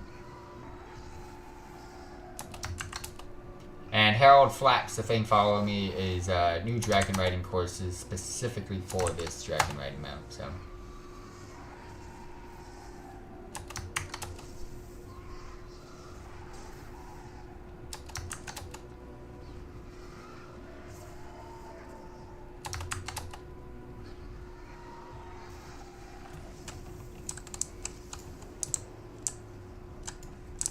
Alright, I'll flex on you guys.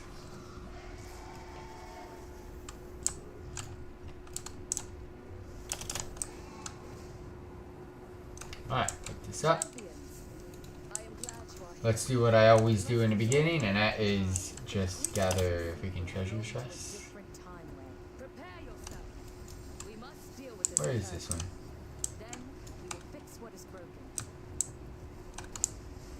I didn't see it there. You want me to resolve the paradox? I'll do that when I want. When I really, really want. I'm gathering treasure chests. Why? Well, it gives me a bunch of money. This quest, follow me, is going to confuse me with other quests that I'm looking for.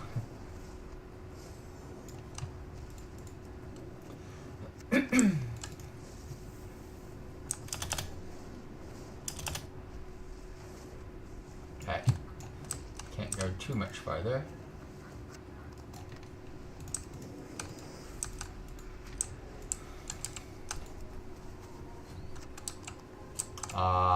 I think I can get this one. I cannot.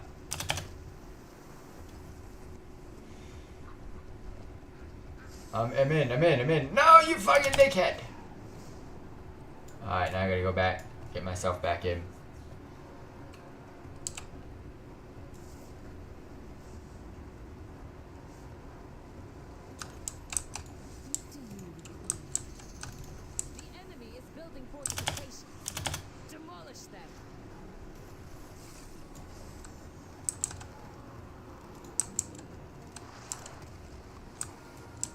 Where's home? Oh.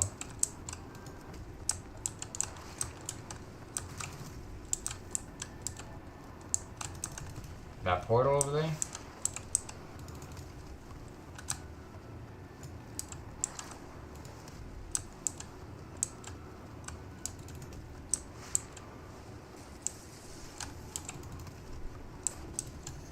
I've never done that one.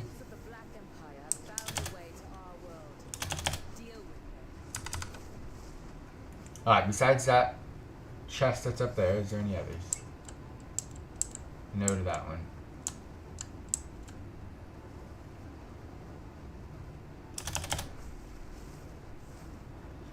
And that is a no, so let's Fender.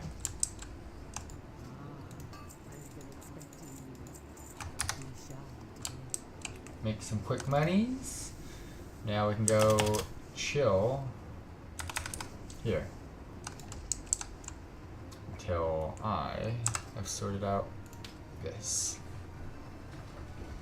I don't know if I'm going to be able to sort this out in 6 minutes, so that's the issue. I think I'm going to have to do it after the rift. I'm going to do it after the rift. I can't do this in 6 minutes. I thought this was a 15-minute event, not 10.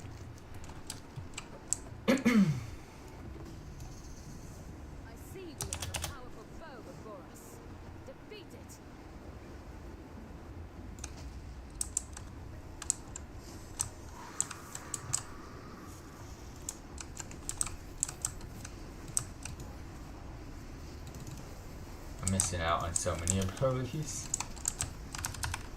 My bars are so messed up.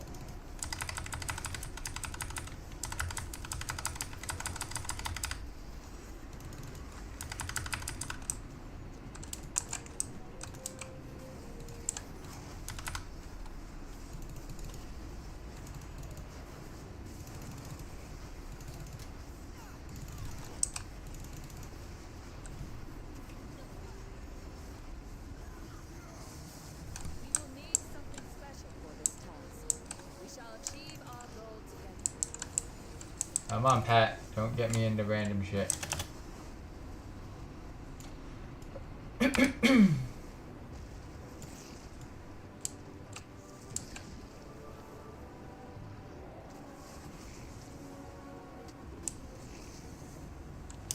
I don't do the defeat as many quests, so, or objectives. I stay away from those.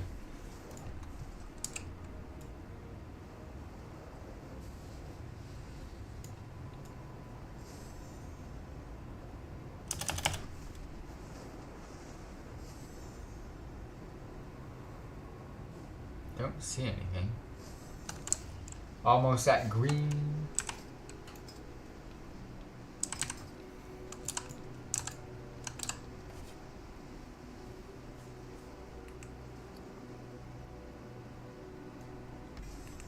There it is.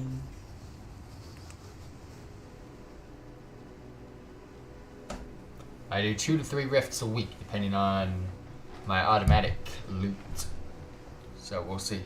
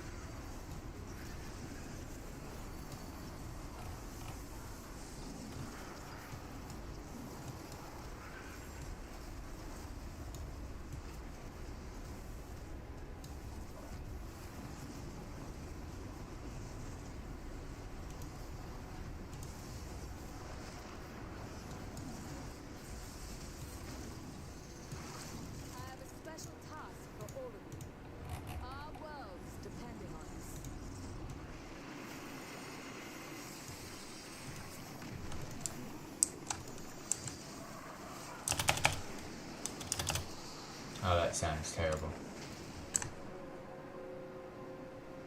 trying to edit my sound and I can't find it.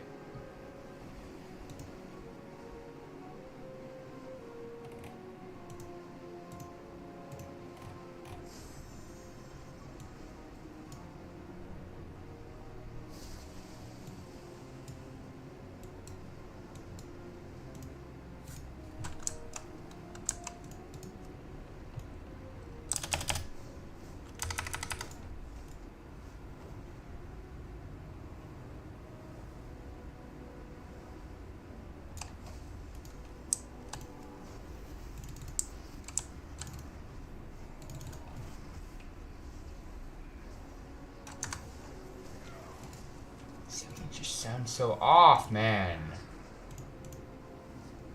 Why did they have to fucking change my setting?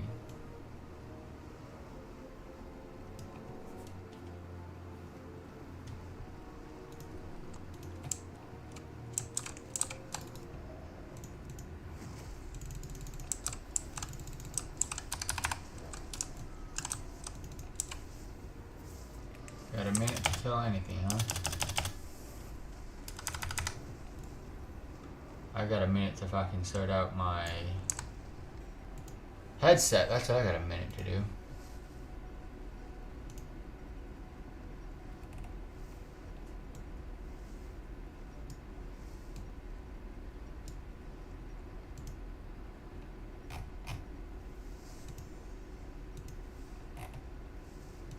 Actually, there's no reason to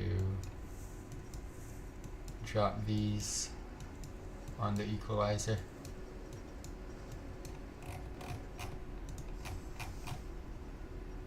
Is there? I'm gonna reset it. Go to enhancements, drop that out. See what this sounds like.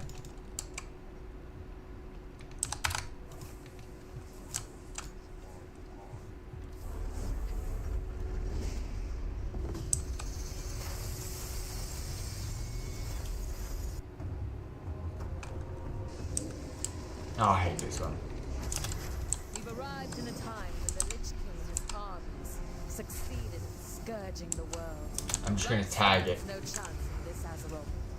Only death and undeath. Trouble this time, Wayne. Move quickly. Our own Azeroth is counting on us.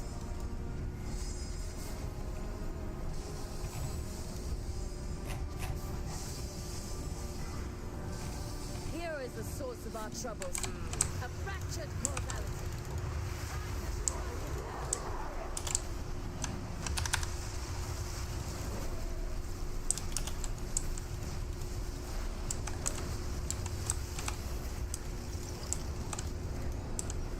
I just hear some fucking hella shit coming from this headset.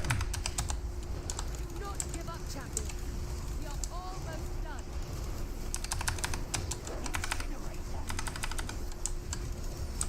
I can't use my abilities and I'm trying to use them. Alright, outside of this, I'm gonna quickly sort out. You fucks with the D file, man.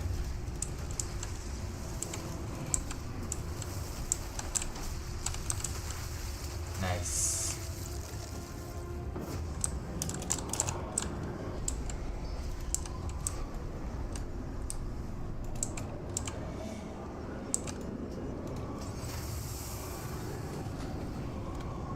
Did I survive this?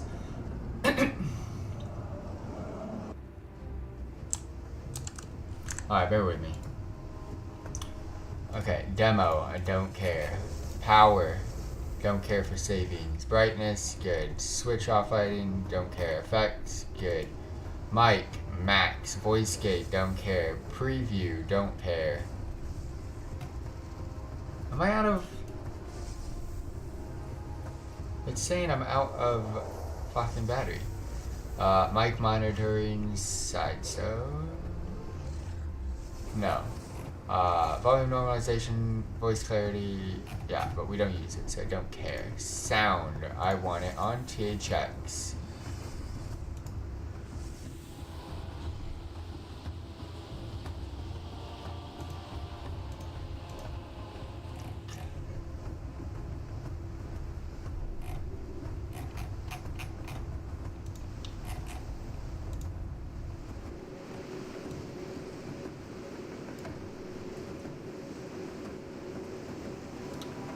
Okay, so what if I speak to you? What do you sound like? I can aid you. There is much to do. Okay, so that... But it reduces the fucking bass. Ah! Voice clarity was good there, okay. What if I increase the bass? What does this sound like? You know what they say about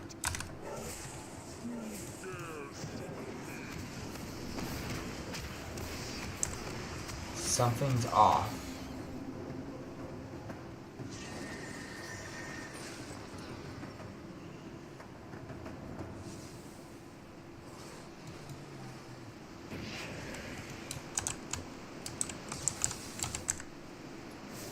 I have a feeling.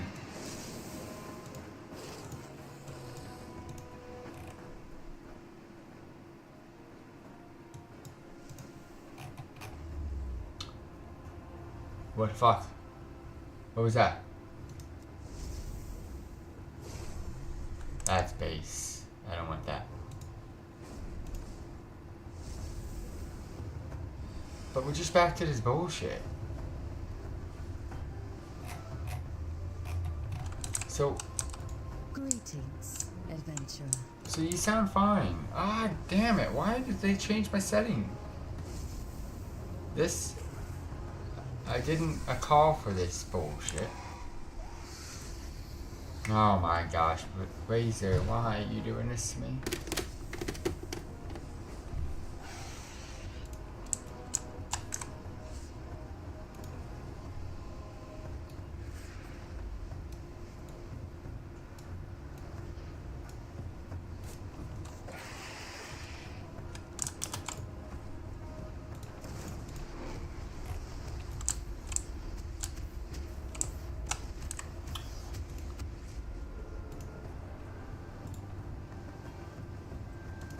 How am I already out of battery? Alright, this is gonna be my true test.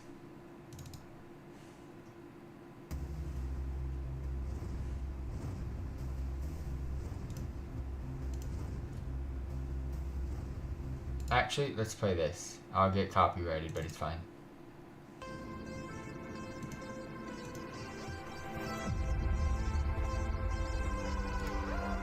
This could be a good night for good times, and you look like a good time. We're dancing to dancing in the moonlight. Now I want you back. So sound normalization doesn't do shit. Make me feel better. This could be a good night for good times, and you look like a good time. Actually, it does.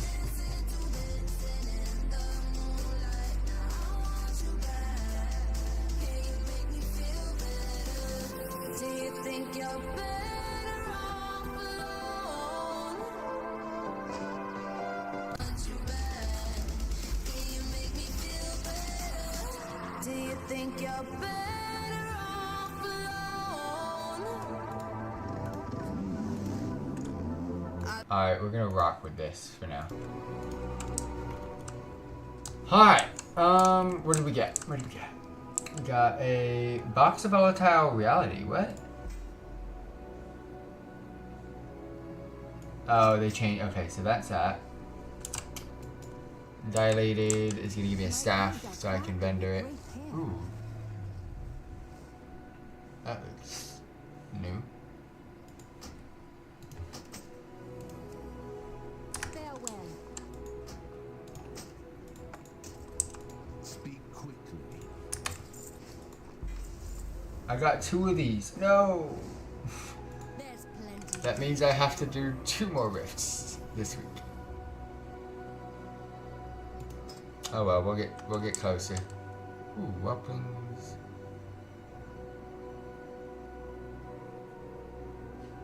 I'll take it.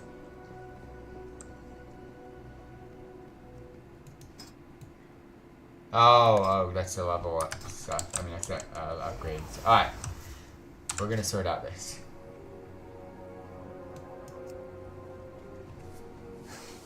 Gonna be a while. Let's go. Fel Domination, you're next. Imp, Voidwalker, Incubus, Succubus, Fel Hunter, or Fel Guard summon spell is free and has its casting So already got it. Increases your movement speed by 50%, but also damages you for 4% in maximum movement repairing effects. May not reduce below 100%. Reduces the cooldown of Fel Domination.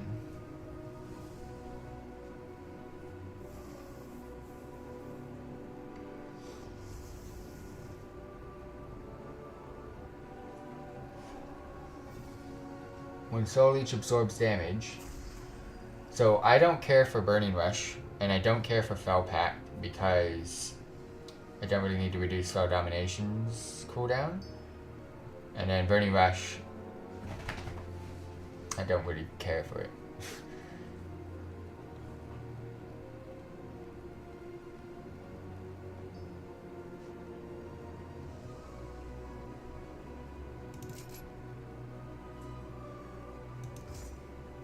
Reduces the damage dealt of Burning Rush. I'm not going to take it, so don't care.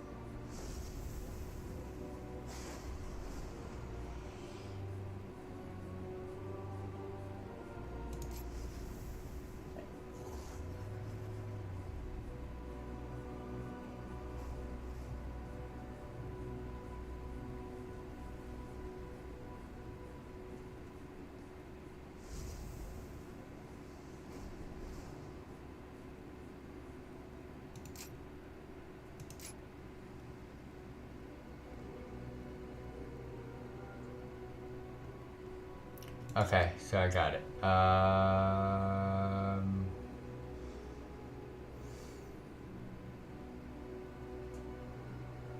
I'm pretty much doing the same thing. Alright, cool. So, Fel Domination, I need.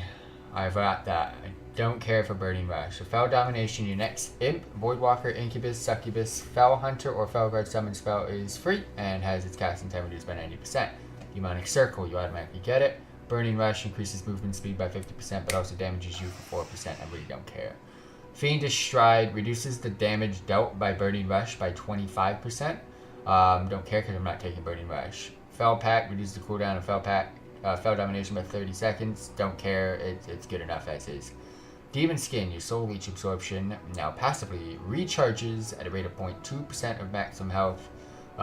When Soul Leech absorbs damage, 5% of damage taken is absorbed and spread out over 5 reduces. I'd rather this over this, but I need both because I need to get into Cursive Enfeeblement. Okay. Here we're taking Mortal Coil no matter what. Using Demonic Circle, Teleport, or your Demonic Gateway reduces all damage taken. Nah. We'll take Enfeeblement. We'll take Amplify Curse. We'll definitely take the Stamina increase.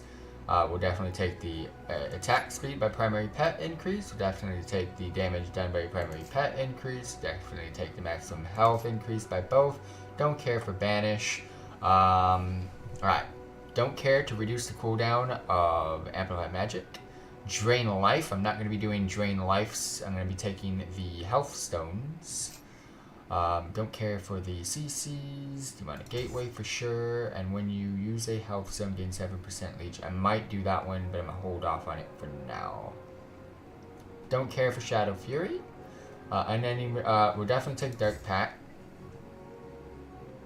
Unending Resolve reduces damage taken. I'd rather that. So those are two that we can look at. Dark Pact sacrifices only 5%. Reduces the cooldown. Wild Imp damage increased by 2. So this is Dark Pact sacrifices only 5% of your current health for the same shield value. And it reduces the cooldown. No, I don't care. I'd rather that. But I need 3 more to get down. And I can't get to this unless I take this. So we'll take the extra. We'll take the Shadow Bolt damage increase. I don't need this because I'm not taking Shadow Fury. So Lifeblood is still a possibility. Here, Soul Leech also heals you for 15% and your pet for 50% of absorption and grants, possibly. 10% of all for sure. And then Teachings of the Black Harvest are light. So Lifeblood and Fell Synergy are both possible. Reduces the chance you will be critically struck by 2%. All damage your primary demon takes is reduced by... No. Every soul shard you spend has a 5% chance to be refunded. When your health... No, because I don't like it. When your health drops below 35%, the percentage of damage shared via your soul leech is decreased. Damage done by you or your demon has a chance to grant the other 5%. Oh, for sure. Here, Inquisitor's Gaze, summon Soul Keeper. Your spells and abilities have a chance to summon an Inquisitor's Eye that deals 7.5. I prefer the Soul Keeper. Drain Life now channels. I'm not doing any Drain Life abilities, so no. Attacks received that deal at least 5% of your health. Decrease on any resolve cooldown by 10 seconds. Cannot occur more than once every 25 seconds. Not a fan of that. Still possible. And how do I get to this? I need Soul Burn. So what is this one? Reduce the chance you'll be critically... All damage your primary demon takes is reduced. I'm going to take this then. To get to this. And I still have 3 left. I'm going to definitely take this then. And definitely take that. Alright, cool. So that is that build. Pretty simple. Here, call Dreadstalkers. Summon ferocious Dreadstalkers to attack. Here, ooh, hold up. What is this? Passive. Grants access to the following abilities. Demon Bolt. Send the Fiery Soul of a Fallen Demon. Same thing. Okay. Generates 2 Soul Shards. Okay. Demonic Core. When your wild imps expend all of their energy or imploded, you have a 10%. Okay.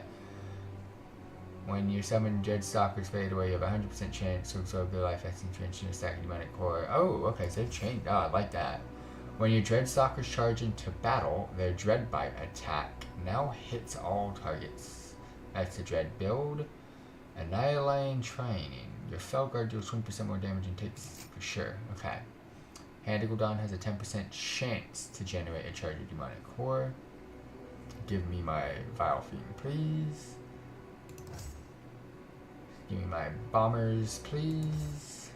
Dreadbite causes a target to take 20% additional Shadow Flame damage from your spells and abilities. Okay, we're gonna skip that for now. Primary increase. Your primary Felguards. Yep. Bowsuit Bombers deal 20% increased damage, and your spells now have a chance to summon a Bowsuit Bomber. Your Dreadstalkers attacks have a 10% chance to trigger additional Dreadbite. Soul Strike.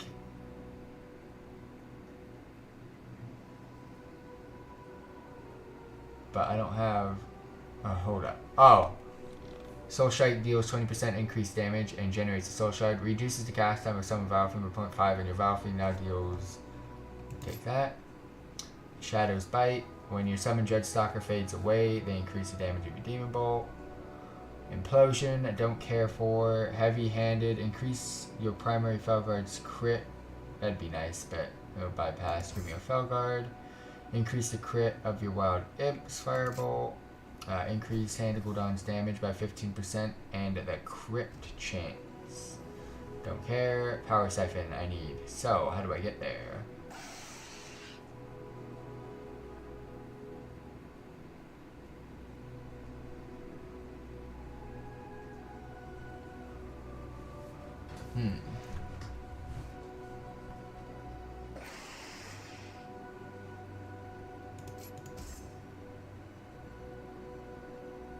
Don't care. Taking it. Definitely no.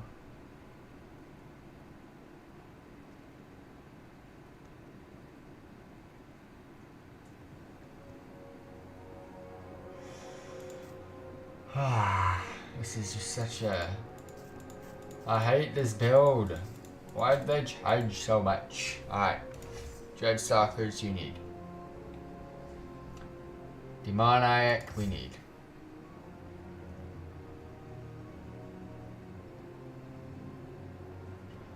So that's the Dreadstalker's AoE. No. I need it.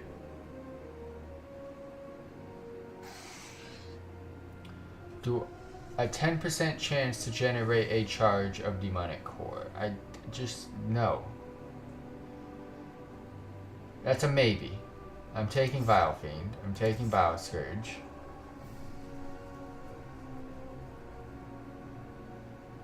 No. I'm taking Fel. Taking that. Taking that. No, that's Implosion, so I don't care. I need that. I need that.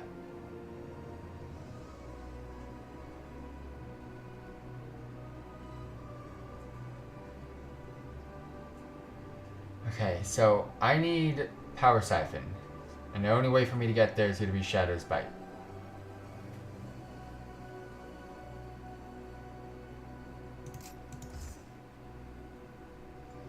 Implosion, don't care because I'm not taking Implosion. I need Inner Demons. I don't want Doom. That's a huge possibility.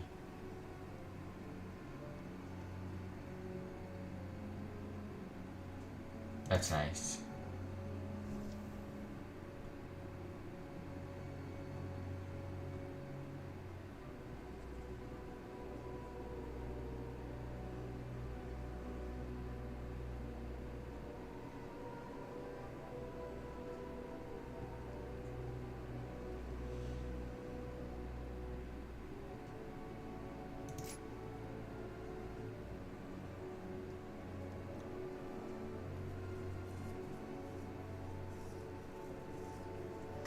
God fucking damn it, man. It's so complicated. I don't want Dreadstalker builds. There's so many Dreadstalker shits. Take a picture of this. God, balls.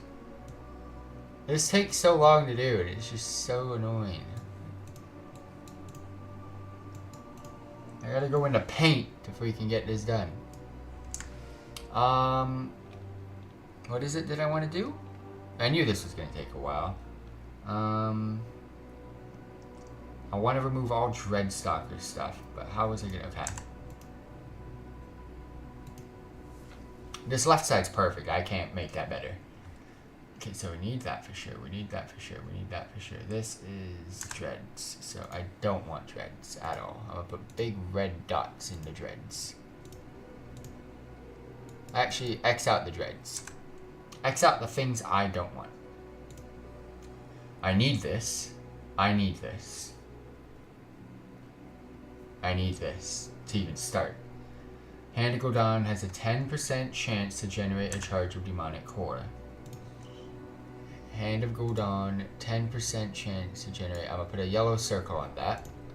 I'm gonna X two of the implosions. I need this. I need this. Dreadbite causes a target to take 20. I don't give a shit for that. So, put an X through that as well. I need this to get to this. I want that. Dreadstalkers don't want it. I want that. I want that. I would love it, but I have to get that, and no. So, okay. So that is the only one I don't want, and I also don't want that. Alright, so this is making it a lot easier for me to see what I'm looking at. So we're here. I'm taking it because that's my playstyle. Increase Hand of Gul'dan damage by 15% and crit Okay, so that's similar to this. It's a Gul'dan buff. That for sure, that for sure. Okay, so I'll put a yellow circle around the Gul'dans, because those are things that I use a lot of. Okay, so now I know for a fact I don't want Doom, and the one below that is grayed out, because it's to do with Doom. Don't want it, that's to do with Doom.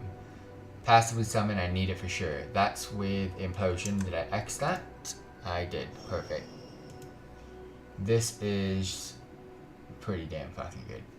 And then each time Fellstorm hits. Okay, and I still need 5. I gotta get 5 out of these. Okay. Primary Felguard's damaging crit deals 10% increased damage. Each soul shard you spend on Hand of Gul'dan increases the damage of your next call Dreadstalkers. Put a circle around that, but it's like my least favorite. Summoning a wild imp has a 15% chance to summon an imp gang boss instead. An imp gang boss deals 50% additional implosions. Nope, I'll take that though anyways. Hand of Gul'dan has a 15%. Okay, and then I'm gonna also take that. And if I put a yellow circle around this, okay. So there's 4 with a yellow circle, and they're all to do with Hand of Gul'dan. Which one do I want to be able to go down? So this is 2, this is 2, this is 1. And this is 1. Alright. So if I put one in here, I have access to all 3. If I put one here, I have okay, so I have access to all of them based off of this and this. So which one's my favorite?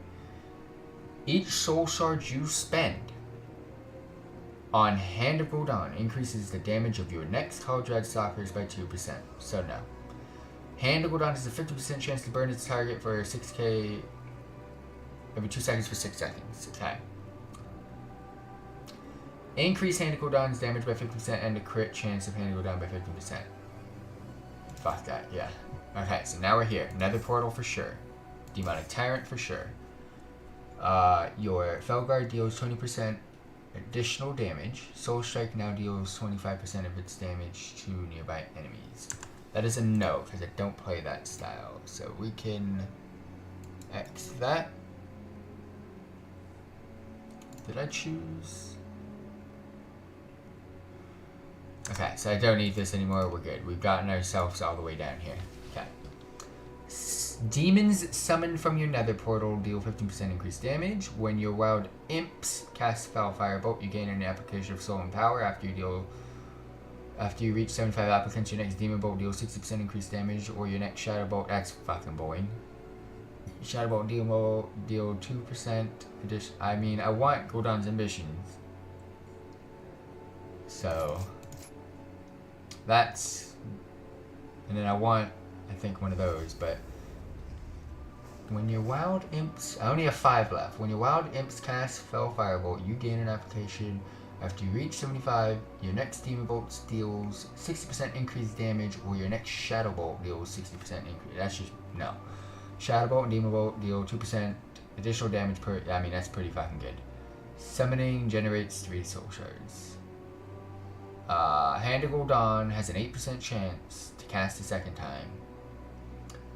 Summon Demonic Tyrant empowers 5 additional wild imps and deals 10% increased damage for each demon he empowers. Summon Demonic... Oh. When you consume a demonic core, your primary Felguard carves your target, dealing. Your Felguard hurls his axe. Okay. When your wild imps expire or die, your other demons are inspired and gain. That's gonna require that though.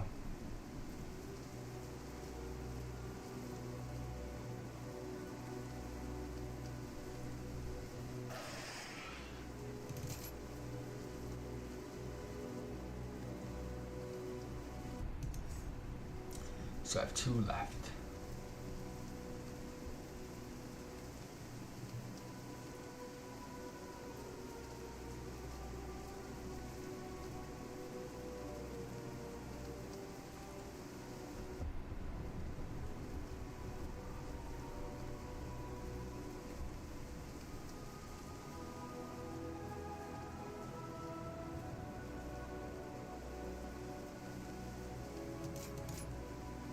That gives me a chance of more demons from the Gul'dan.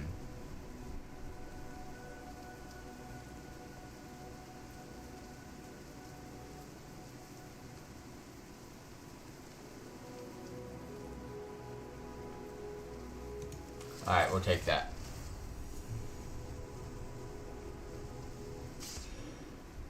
Whew.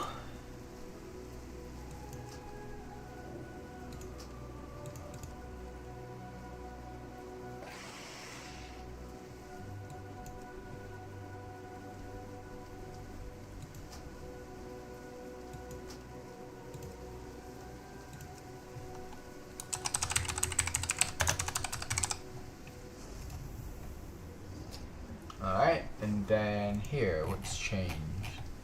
Summon a fellow lord, discard the location for 50 seconds. Any enemy that comes within 6 yards will suffer physical damage. Okay. Reduces the cast time of Call Dread Stalkers, Summon Vile Fiend, and the amount of time by 20%, and reduces the cooldown of Call Dread Stalkers by 5 seconds. Increases the range of your gateway, and reduces the cast time, reduces the time how often players surround a caster with a shield that lasts 3 seconds. Shadow Rift. Get your shadowy rift to target location.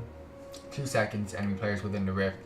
It expires teleported to your demonic circle. Must be within 40 yards. Okay. Encircle enemy players with bonds of fel. If any afflicted player leaves the 8-yard radius, they explode, dealing encircling enemies. Ooh, that's kind of cool.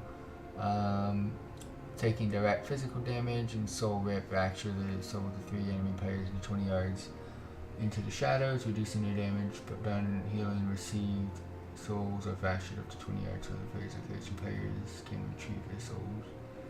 That's kind of cool. That's kind of cool, but I am a fan of Observer and Obelisk, so. Okay, so that is done. Now I need to sort out my spells.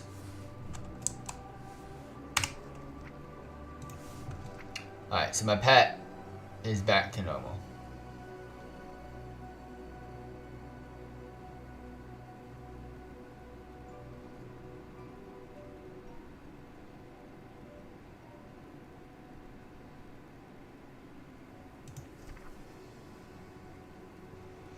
Alright, so my pet's good. Now I just gotta sort out this. So Battle Scourge Bombers we've got. Power Siphon we got that. We got Dread Stalkers, we got that. We got Summon Vile Fiend, we've got that. That's passive, passive, passive. We got another portal, we've got Gul'dan. Alright, cool, so that's all good. My bars are pretty much the same, which is nice.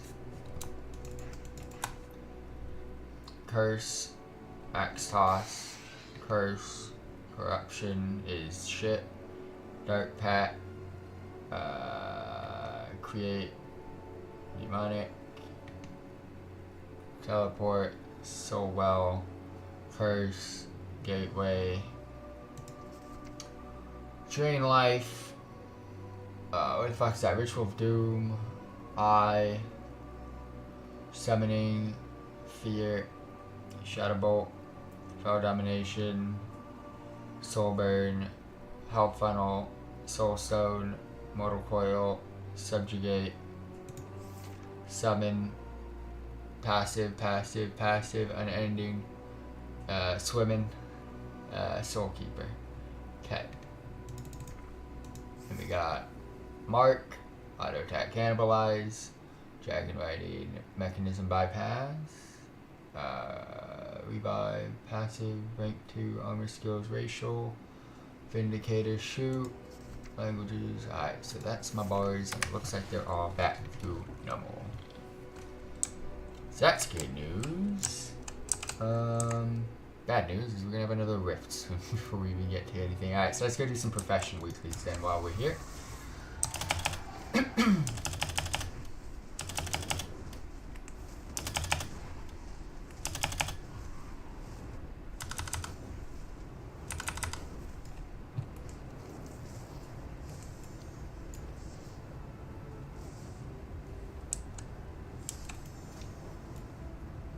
Why am I lagging, bro?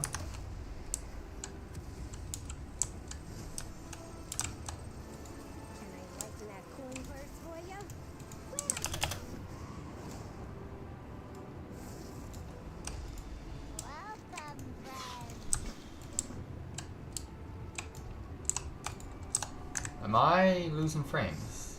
No. Just lagging in game for whatever reason. See anything that tickles your fancy or your nose?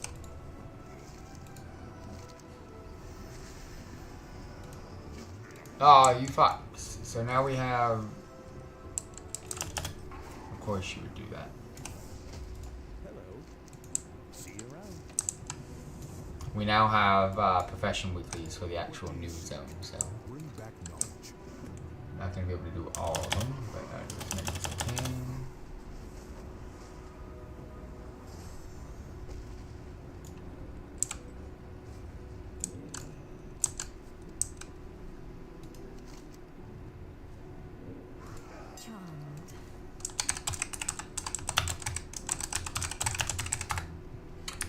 So I have to actually do this one, don't I?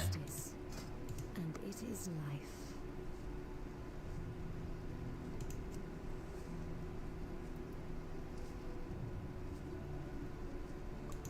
How do I do this one?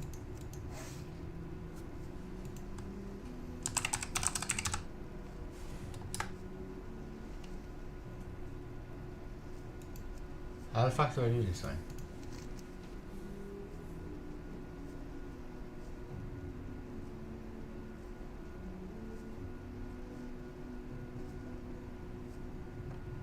How do I do this one? I forget. Yeah, it's a reclaim. Fuck. Easiest way to do that to be these. Well then, let us proceed. Give me some stacks of cheap shit.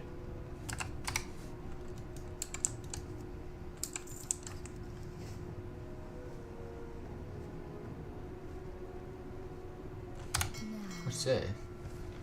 Oh, I gotta do, okay. Fixing to do. Okay. Those I can't do yet. You would ask something of me? You want it silver? And 75. Aerated mana potions. You want gold and you want 50. 15 Omnium Draconis. And that is silver, I believe. 15. Engineering orders, Draconium in case. Semiflies, we need 2 cheapest ones. Give me these.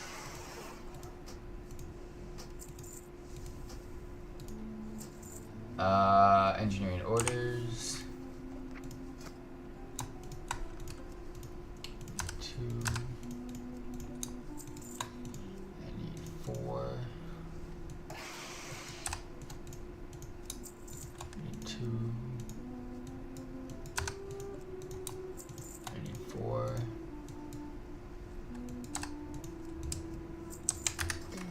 Alright, let's go.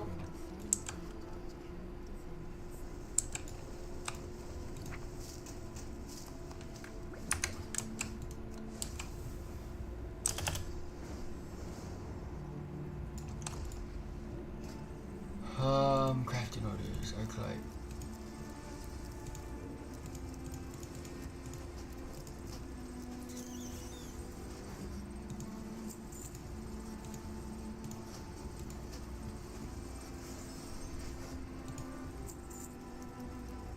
Alright, so that's done.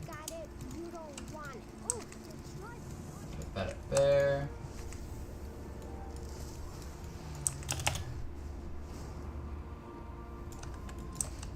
Turn yours into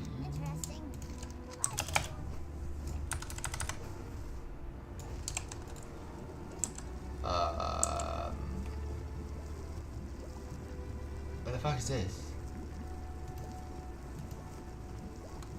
Oh, working orders. I said, what the fuck?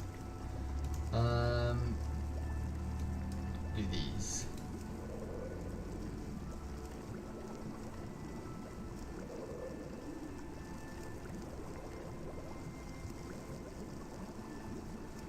I'm getting some for my purpose as well. So.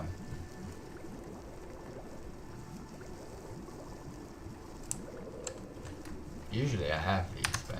I know many things. Be well in your travels. Alright, so that's done. Okay. 2 that I can go deliver down below.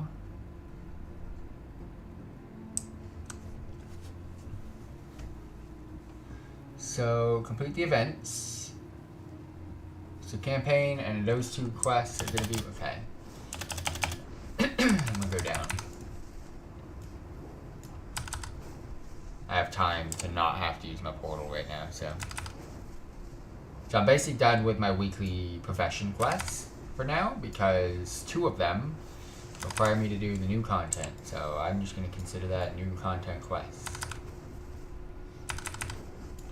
Tomorrow we will be back again with some more dragon fights, so stay tuned, but bear with me for right now while we continue grinding this old content out. Weekly profession quests are done. Is that invoke? Nope. Do not see invoke or cargo at the moment. Kind of sucks.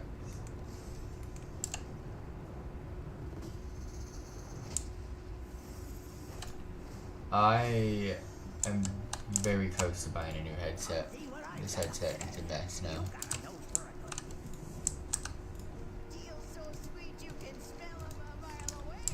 I've got, how many of those now? 11. So boring.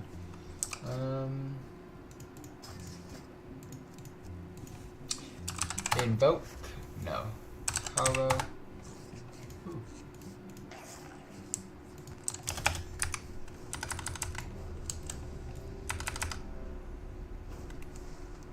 Yep, there's a power group.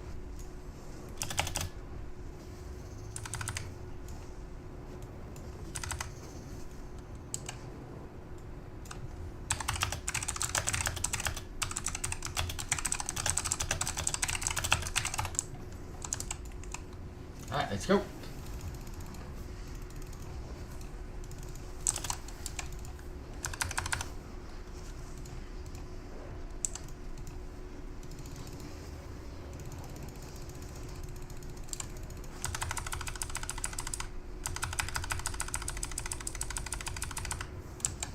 Oh, that's kind of cool. They changed the pet mode. He doesn't just go in for no reason now. He stays with me like he's cool. Just realized I don't have.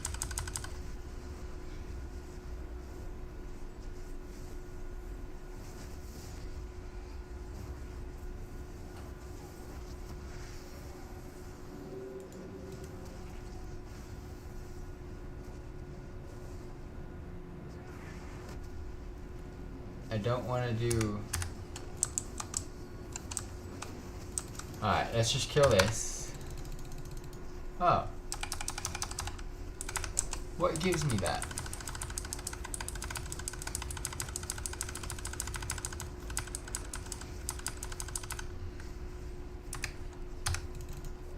Alright, we'll take it.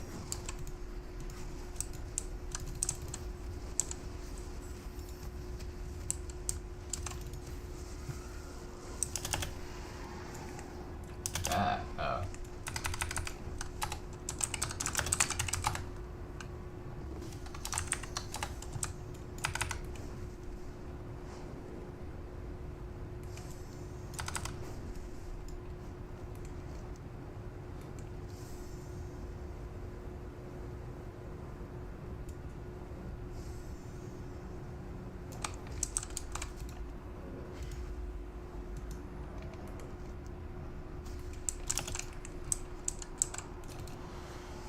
Alright, let's go. Hopefully he doesn't kick me out or leave the group, because if he does, it's not good.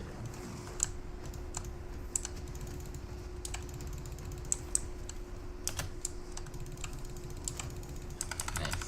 I'm gonna be removed from this in a second. That's not good. I hope it doesn't kick me out because I'm in combat.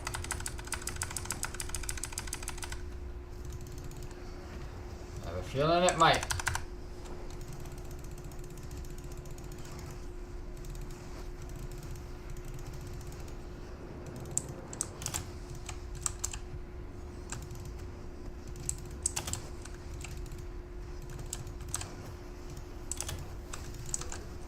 I knew I didn't need any of those fucking hand-to-cooldown methods of getting extra demonic cores. Bro, I got demonic core for life right now, bro.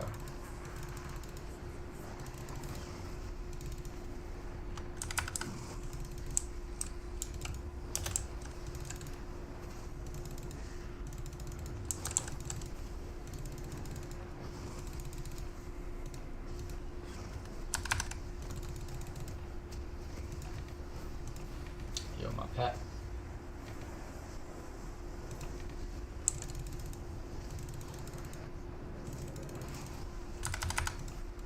Well, I've killed Invoke and Karo if I can get this kill. Sadly, Karo didn't drop the mount.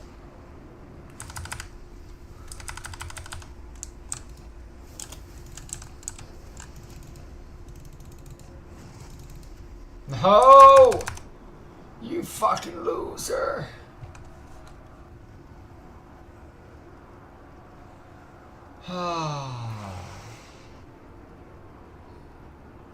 Like I said.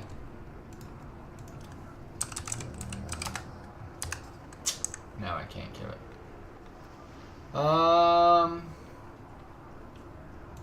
Going back to my headset.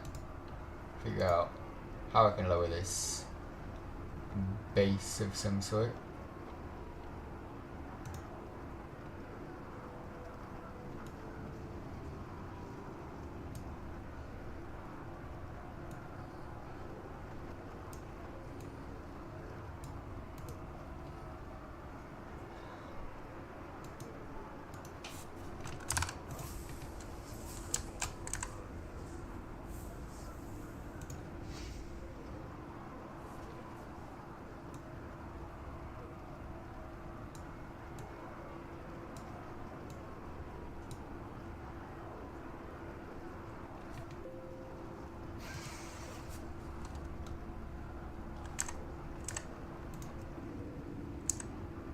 I'm just summoning stuff to see.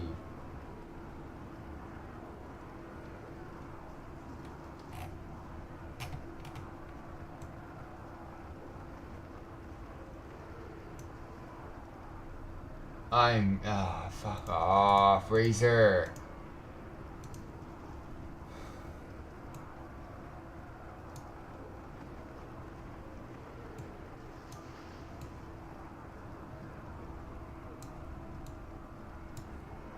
Let's just drop everything to 70%.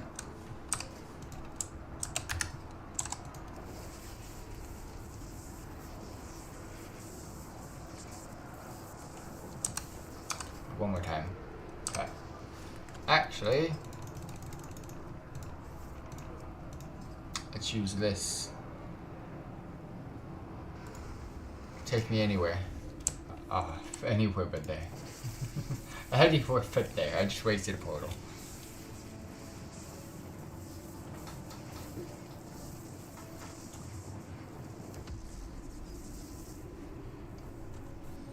Alright, we get about 4 minutes till the next rift.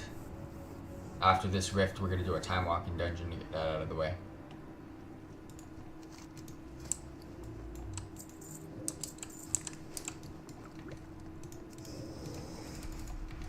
This is sounding a lot better, by the way. These settings that I have now on my oh, fucking so loud again. It's the haptic, I think. But then when I put it lower, it just sounds like shit.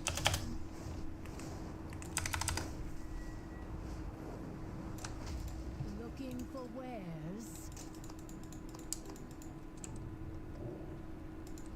A fair exchange. Oh. Uh-oh. I can't do anything. My bad. I can't do anything.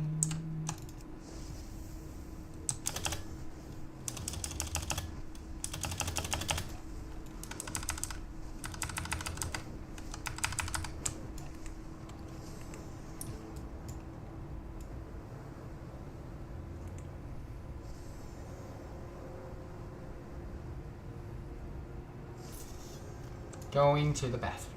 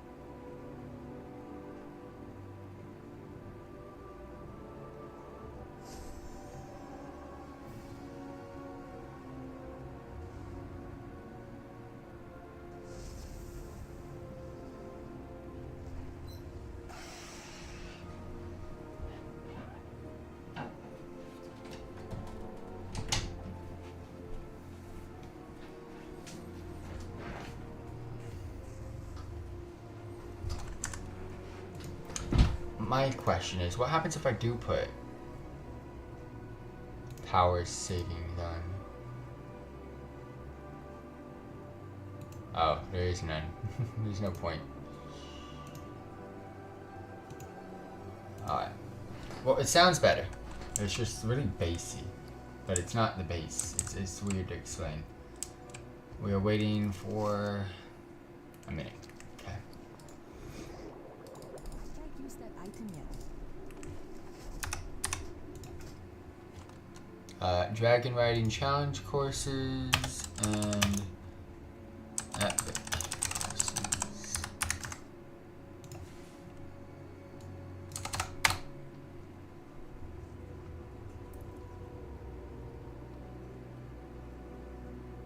So for patch 10.2, I have the new zone, which includes the campaign. I have the new events in that new zone. I have the new dragon riding in that new zone. I have the new Battleground Blitz. I have some weekly quests that are new. There's going to be some like new pet battles and shit to do as well. But I'm going to sort all that and start all of that tomorrow. I'm just getting rid of all the junk today as best as we can.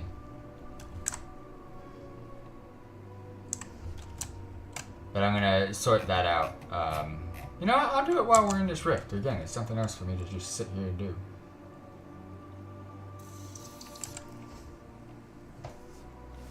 Kind of like just getting ready.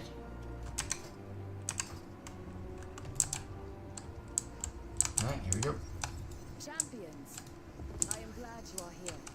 We must Did I resolve the rift in time. did The accept it, yeah. creatures you see here belong to a different timeline. Prepare yourself.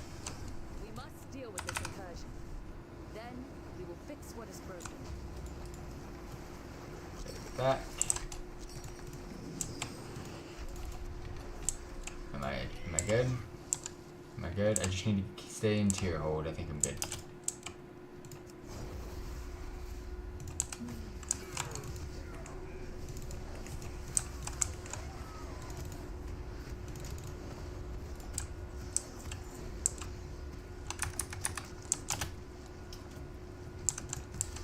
Alright, cool.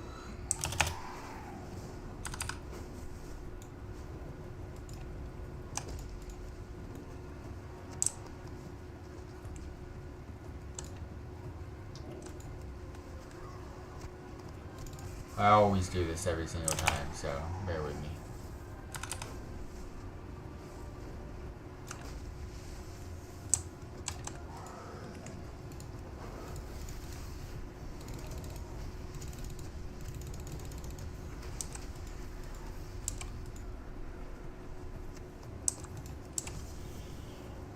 It's just such an easy way to just get busy with it.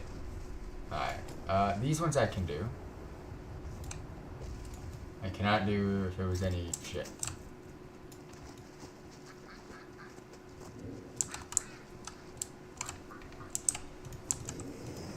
You can't kick me. Oh, fuck off. I'm in tier hole, so we'll get buried.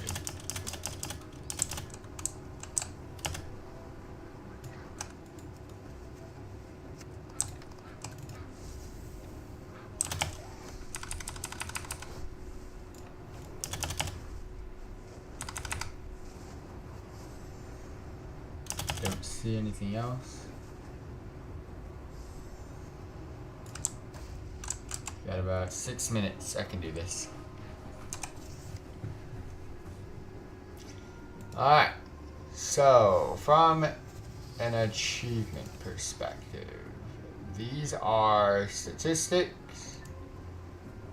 Don't really care for the statistics. These are guilds. Don't really care for the guilds. We're not even in one. Alright, we're gonna focus on those then.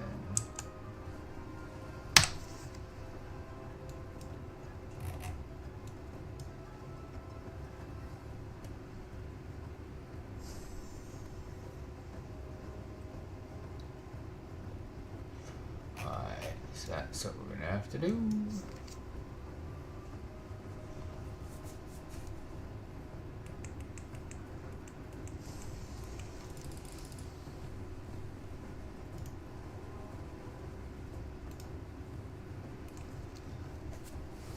Do that in a second though.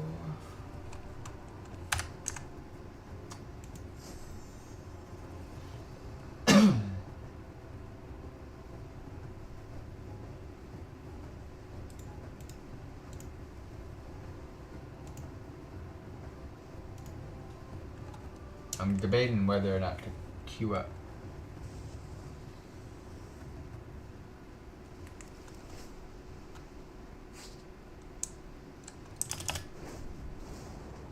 Oh, where is this gun rack? I have Thunderbolt, Crankshot, or Railgun. I don't think I want any of those, do I? Thunderbolt, Crankshot. I can take the Thunderbolt.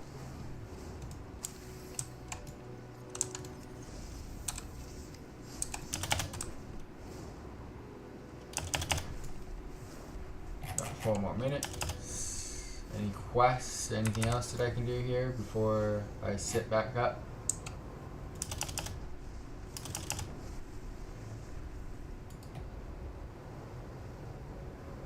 Alright, let's do my solo task then. Give me something to do. Demons! I know what demons are. I cannot find the last one. Why is that?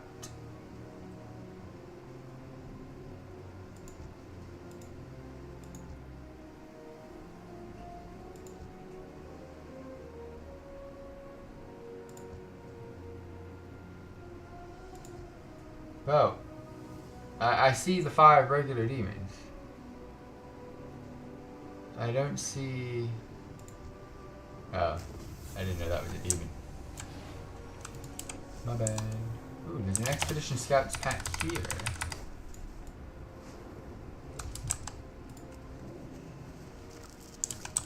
That's never the case.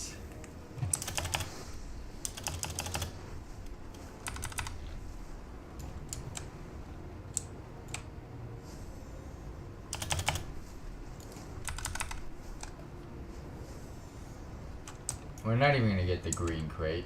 This is sad.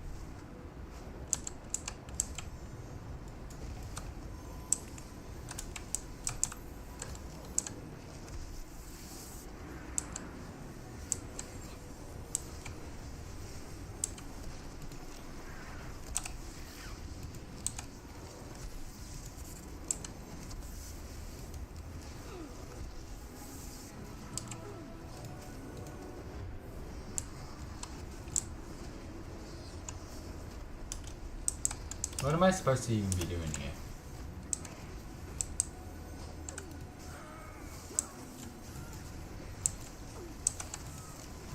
Fuck it.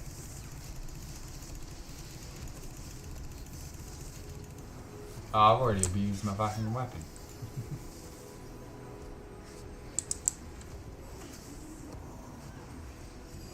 Bro, none of us know what we're doing. I just feel that's my pet doing the work.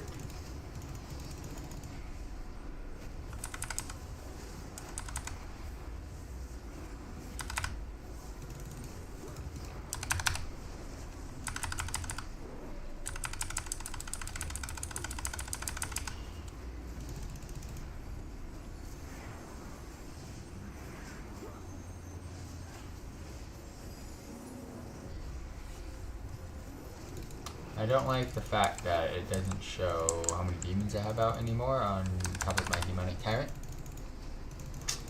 I'm not a fan.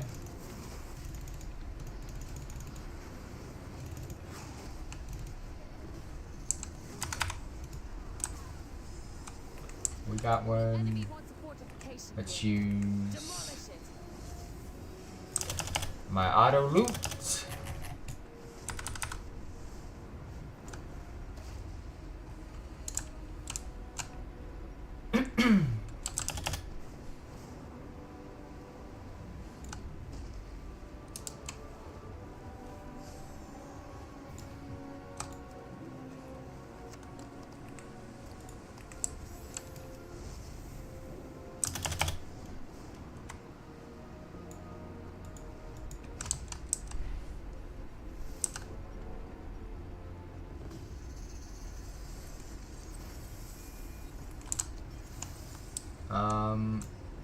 He dropped a gun rack, but where?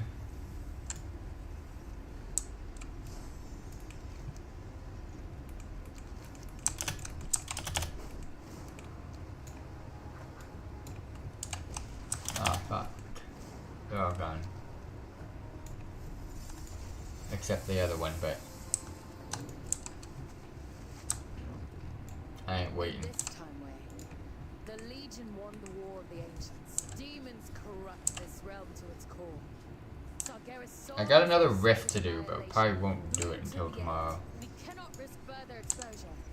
Unless I keep getting more of these auto loots, then oof.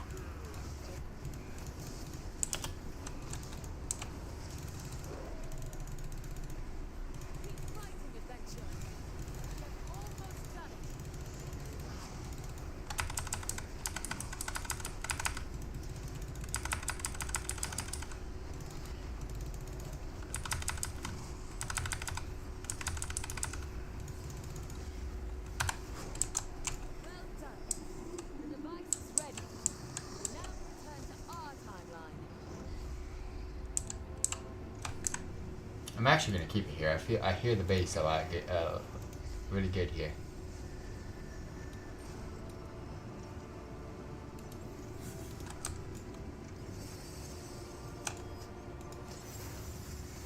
I just dropped it a little bit.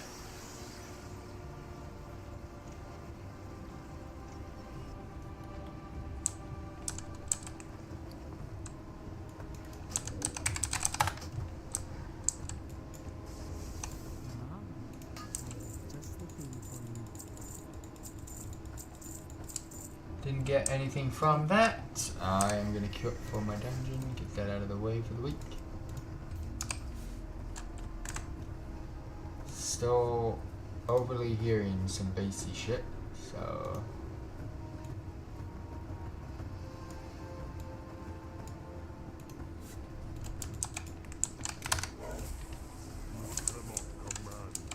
I turned everything down another 10%.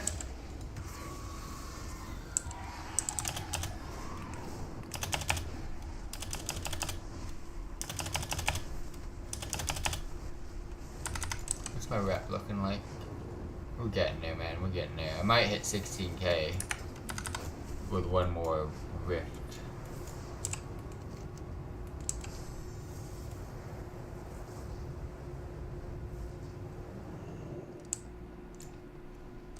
Let us discuss business. A pleasure doing business. This is sounding better.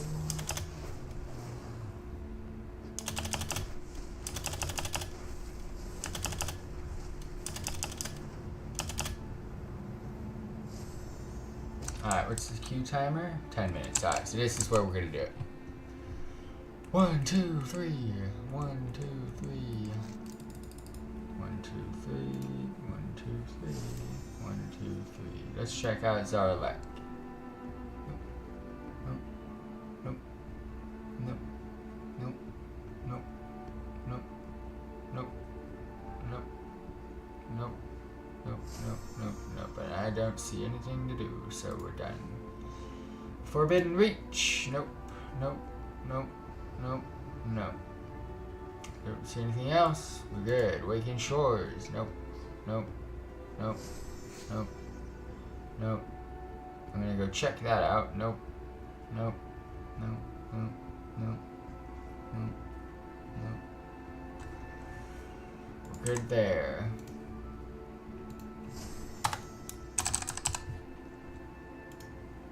Valdrassus.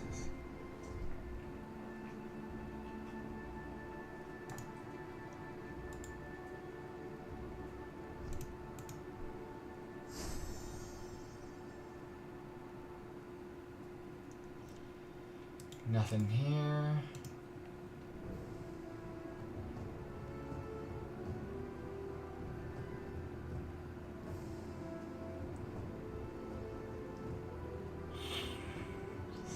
Nothing there. I don't need to do Dream Surge. I don't need to do the Grand Hunt. I gotta go to the Emerald Dream, but we'll sort that out when we get there. Nope. Nope. Nope. Nope. Nope. Nope. Nope. Nope. Nope. Nope. Nope. Nope. Nope. Okay. Nothing. Nothing. Nothing. Nothing. Nothing. Don't need to worry about that. That's empty. That's empty. That's empty. That's my old PvP gear. Do I need to spend any of these right now? No. Any of these right now? No. This, no. This, no. This, no. This, no. This, no. This, no. This, no. This, no. This. So none of these currencies need to be spent. Flesh Parachute. Cap. Battle Standard. Dismount. Automatic. This is Dragon House. This is outside. Okay. Don't need to do anything with that right now. So now we go to here. I got Dream Wardens. I don't have Wrap yet, but we got it. Otherwise, nothing, nothing, nothing, nothing, nothing. Nothing, nothing, nothing, nothing. I am farming Sword Army, and then I'll do Cobalt, and then I'll do Winter Pelt. But Sword Army and Dream Wardens are what I'm doing. Alright, so now here. Honor, no. Conquest, no. Bloody Tokens, no. Trader's Tender, no. Riders, no. Iron Paw, no. Time Warp, no. Whelplings, no. Storm Sigil, no. Paracausal Flakes, no. Flight Stones, no. I'm not spending Paracausal Flakes until I max out my reps, so I know I'm done with that. No. Elemental Overflow, no. And Dragon House Plus, no. Alright, so cool. We're good right now.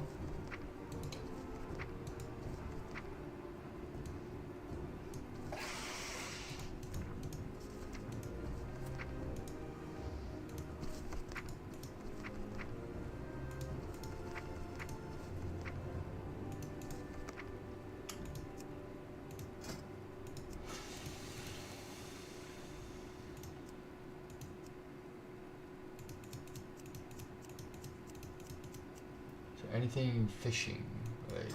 Right now I don't see anything.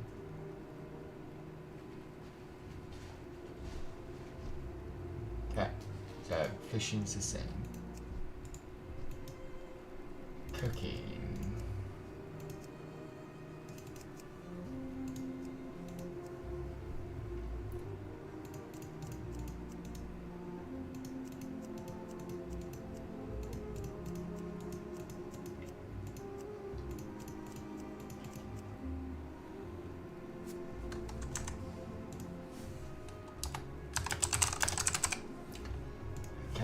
I'm gonna check this stuff out.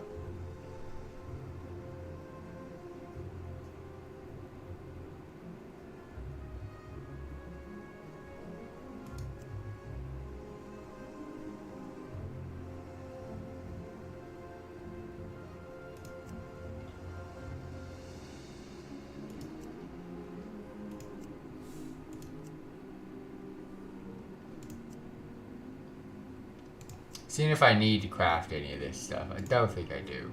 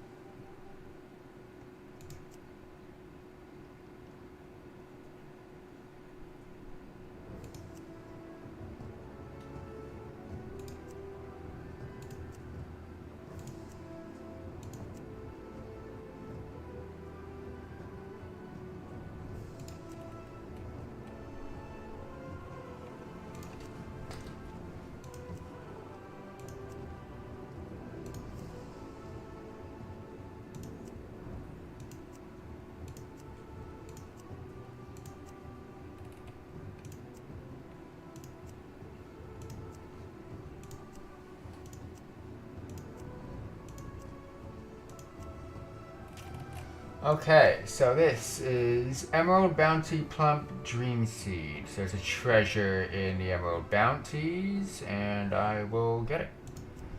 This is Zarlet Cavern Chest of Massive Gains. It's a rare spawn drop. That is Azure Span, I will buy it. That is Azure Span, I will buy it. That is Azure Span, I will buy it. And these are from a rare spawn, not a rare spawn, these are just a drop in Waking Shore. So there's nothing really new except for this beverage. Very cool. I will get it.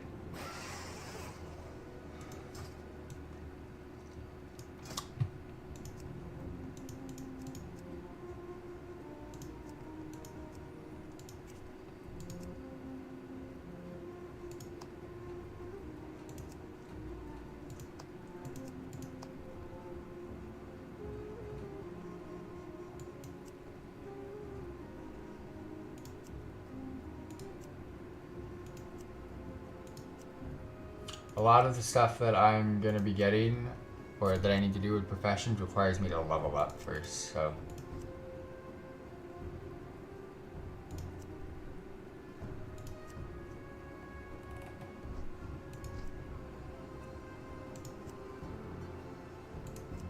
These are all tankers. I have no use for tankers. First crafts.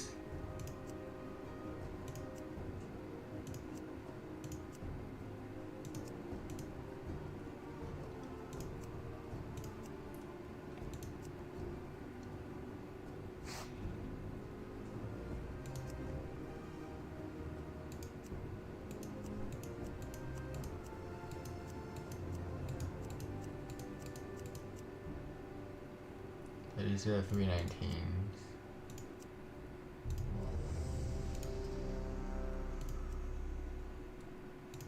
These are the 379s. And these are the 391s. Okay. Armor.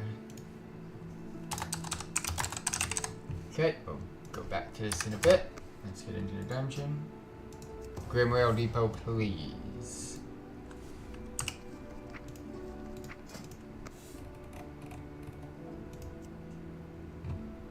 First crafts.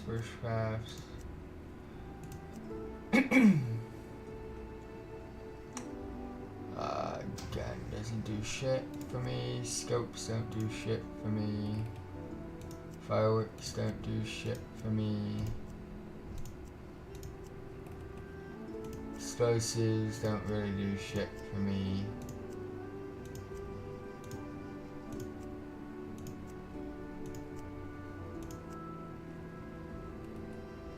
Easy throws are the exact same things.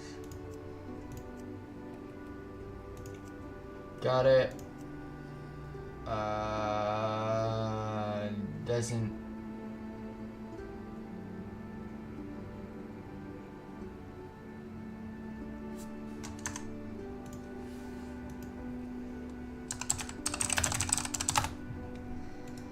Does this go away on use?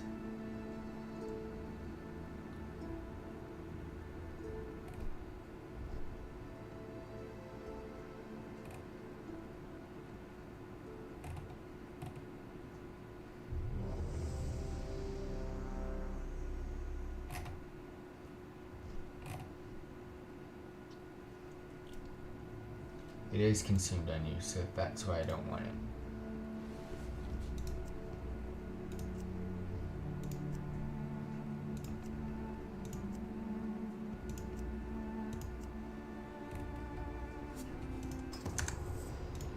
I did get it.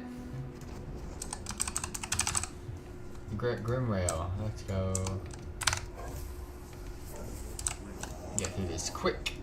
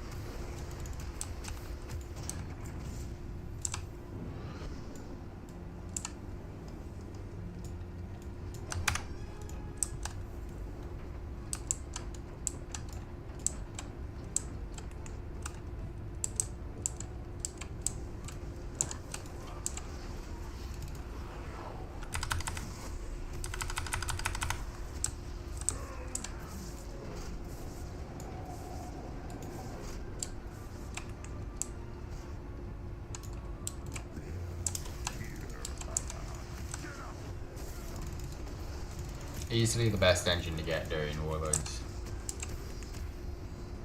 Formation now! Come on, swines! Move like you signed up for this!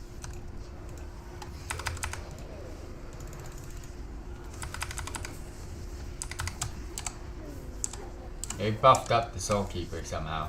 Don't know what they did, but he's fucking amazing.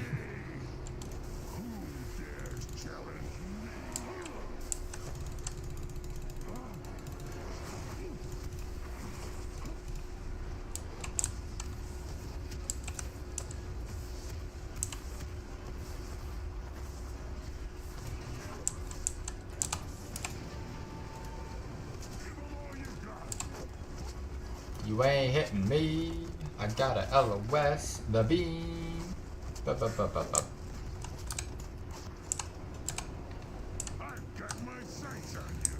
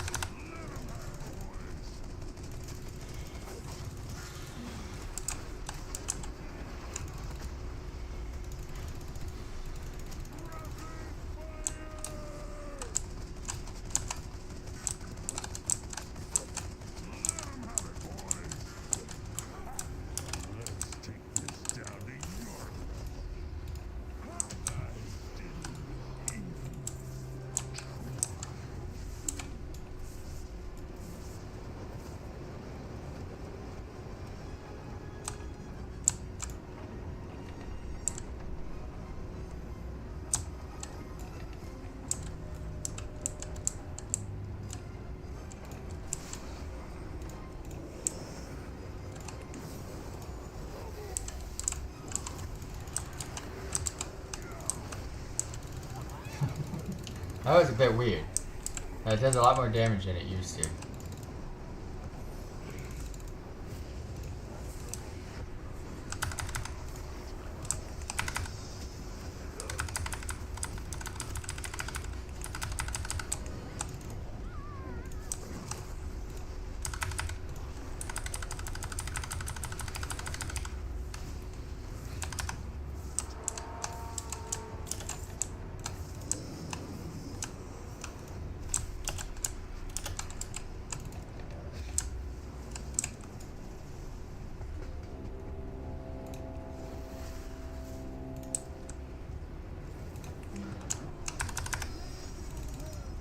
I'm already done.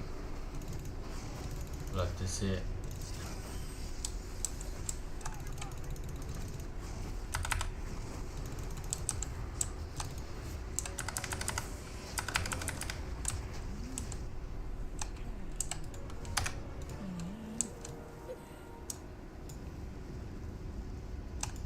Give me my quest.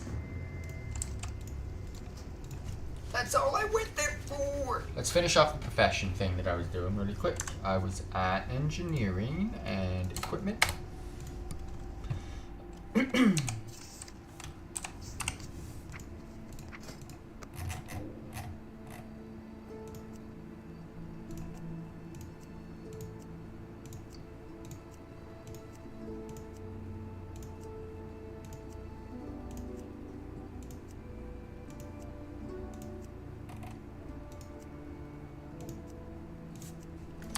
Okay, I want to go to the bank. I want to see if I can craft something.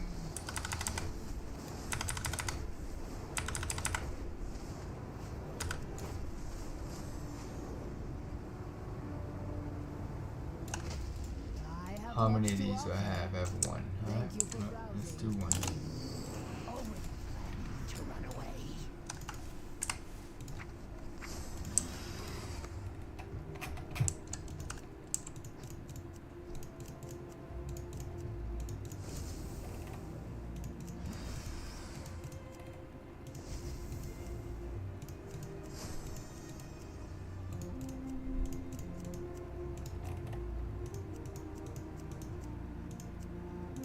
I'm gonna craft one pair of goggles then.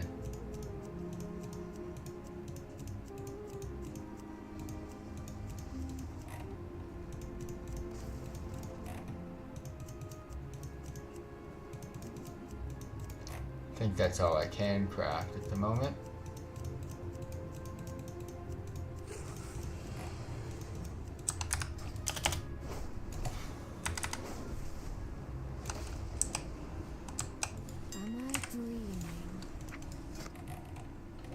These ones, gonna need two. Gonna need one.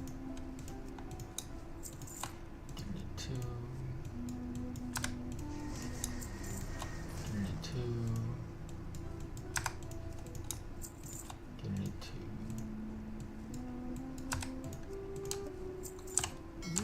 Otherwise,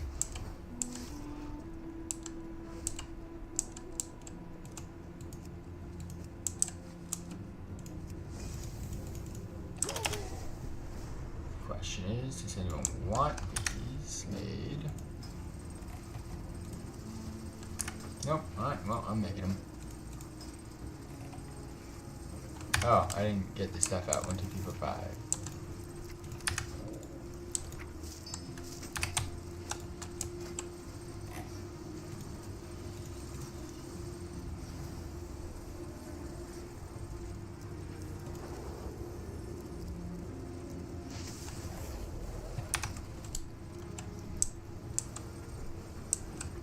The city's finest wares.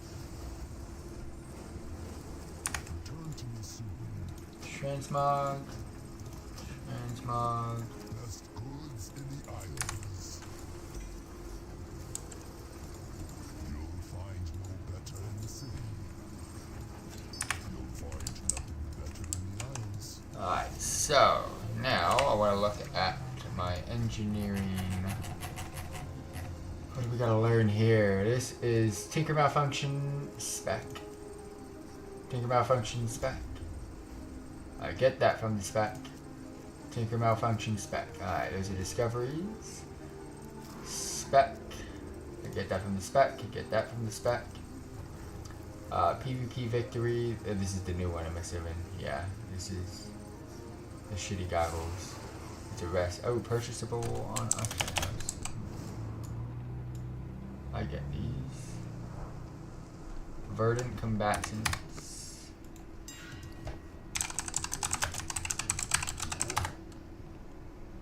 Alright, how do you spell this shit?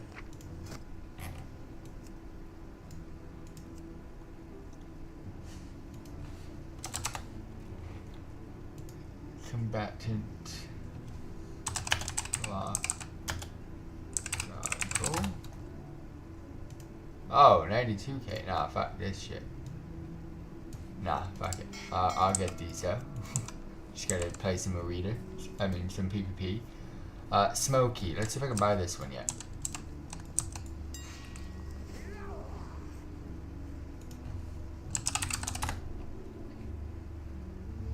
Nope. I cannot.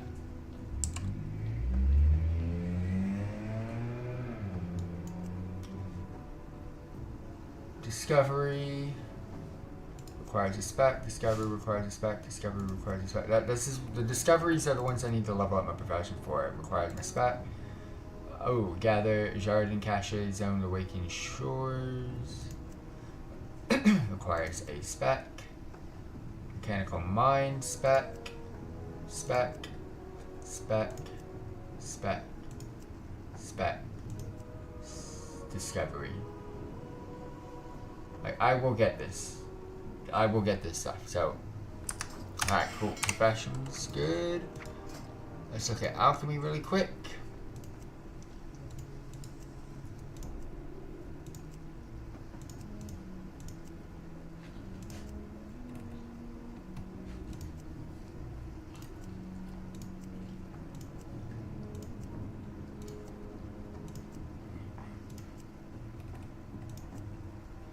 That requires me Brackenhide Hollow.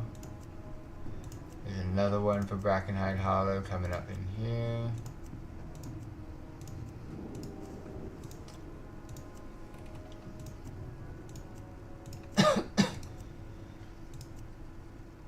That one.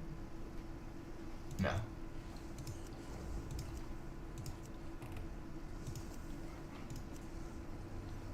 Looking to see. Don't see anything.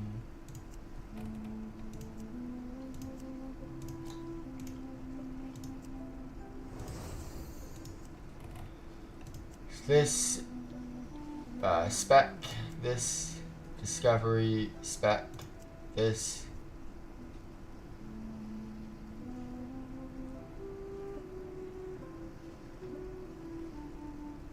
Oh, you can actually get that, and I did not know. Let's see. I doubt it, but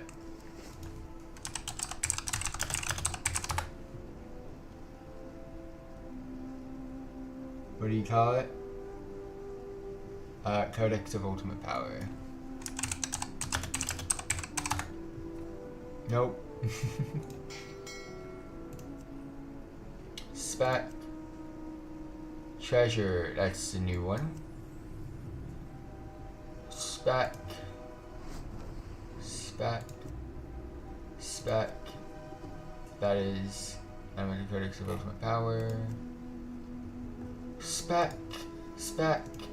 Spec. I can buy that. And we'll try it, but it is Potion Absorption Inhibitor.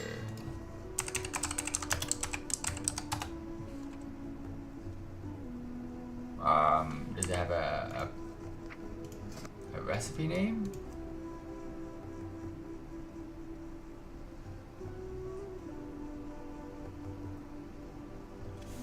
Guess not. Alright, well, I'm fine with my professions right now. I gotta continue doing what I'm doing, which is leveling them up. Alright, so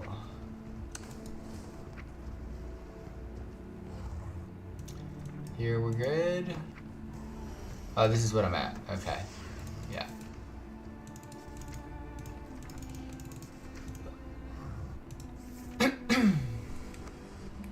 Alright, so this is all good. This is all good. I'm gonna look at achievements.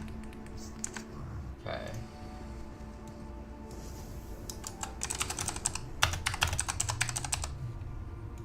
Gotta look at achievements and rares. Okay, this is gonna be fine.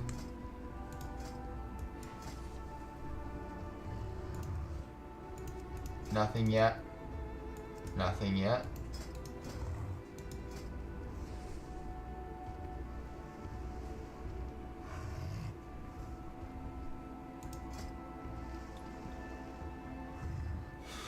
Random BGs, random epic BGs, arena skirmishes, brawl deep 6. This is like a new test, okay.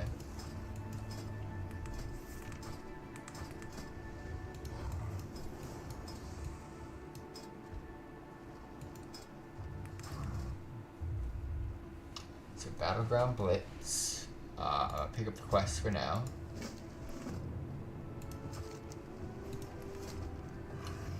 Bonus event time walking, don't care. Trading post, we work on it. Brawl deep 6 right now, I do not care.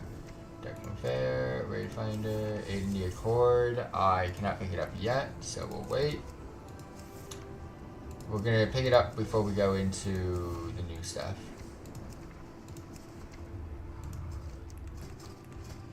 So this Battleground Blitz then, I'm not gonna pick it up in time to do it then. There's no point.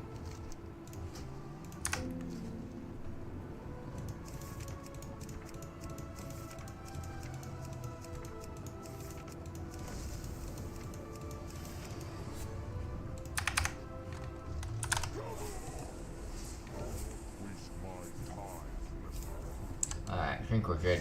I just need to look at my achievements to kind of find out extra stuff that I need to be doing. Which I will wait a little bit for.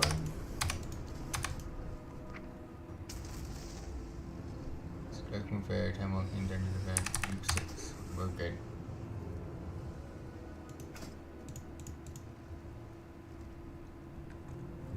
So PvE content this week? No. PvP content this week? Not really, except for the new one. Pet battles, we'll figure it out. Professions, again, I'm done with that for right now. Pet battles, we'll figure it out from the achievements, so bear with me. In-game events, nothing. Achievements, collectibles, classic. Time Rift, there's another one in 20 minutes. I'll do it outside of the game, so I don't have to do it tomorrow. Zarlek, Ponzo, Tuskar, Reputations, Dragon Ridings, Races, Sort Collections, okay? So, achievements, I will sort that out. Time Walking Dungeon is done. Time Rift event will be done. I just got the patch 10.2 content to do. I'm gonna go turn in this quest.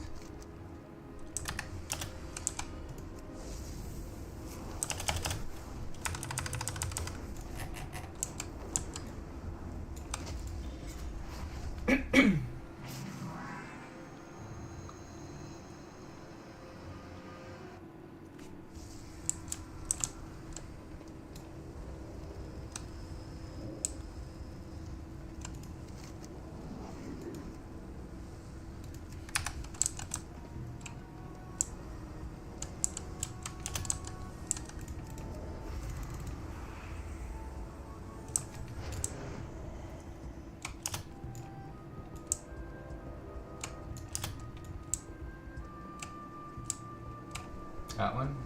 Yeah.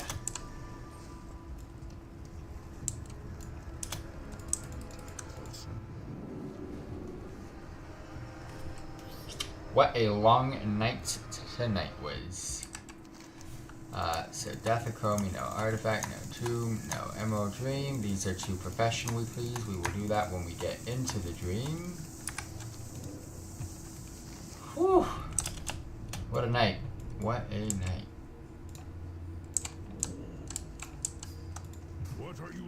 Alright, we're done with time walking for the week. Can we buy anything? Do we need anything? Let's find out. Don't need any of these. Nothing for transmog. Don't need reps. Got the toy, got the toy. I can get mounts, but they cost too much, so we're good. let's get back. Achievements I gotta look at. Rare spawns. You know what? One of the others 10. This should be off cooldown. Let's go to Zaralek to see if we can find one of the rare spawns that we need to kill. I've killed Caro, so I can't kill that anymore. Invoke and Breeze. Let's go see. Invoke was up earlier, but I got halfway until the dickhead decided to leave the group and remove me from the server. Alright, so Invoke isn't up for me. Let me see if I can find a group. There's no Caro group, I just wanted to look. There's no Invoke group. No Breeze group. So I'm gonna go look for Breeze. If I look, I look. That's all I care for. So let's go see if Breeze is up.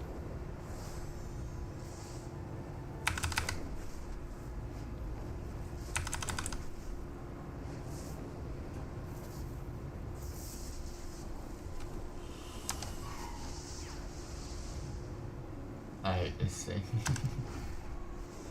This bird is so dumb sometimes.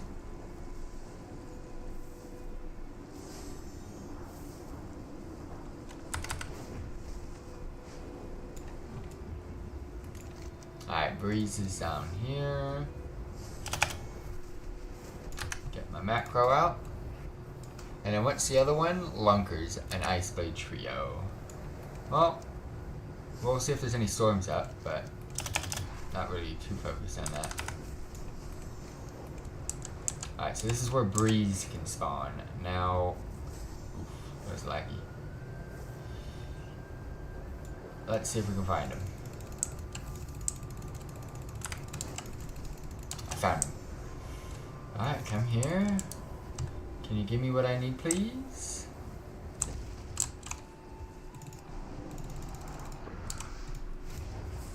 Come on. Come all the way here, buddy.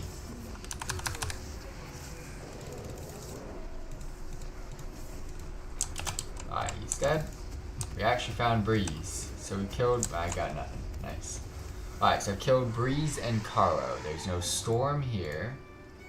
There's no storm here. There's no storms here.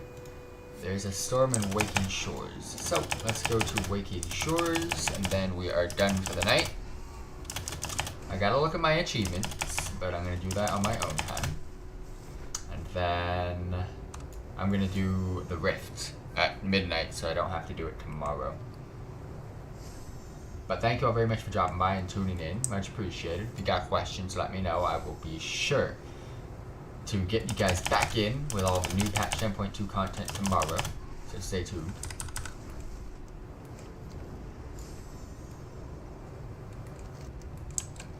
We're going to be playing some more World of Warcraft tomorrow.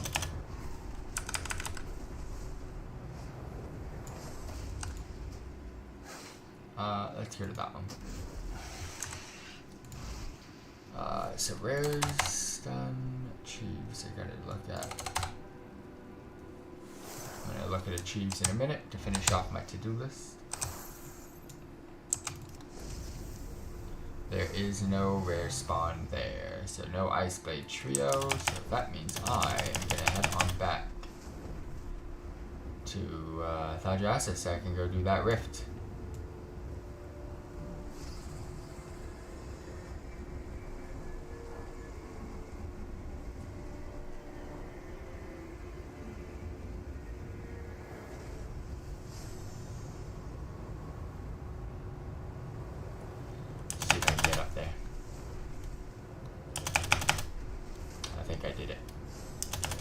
Yay.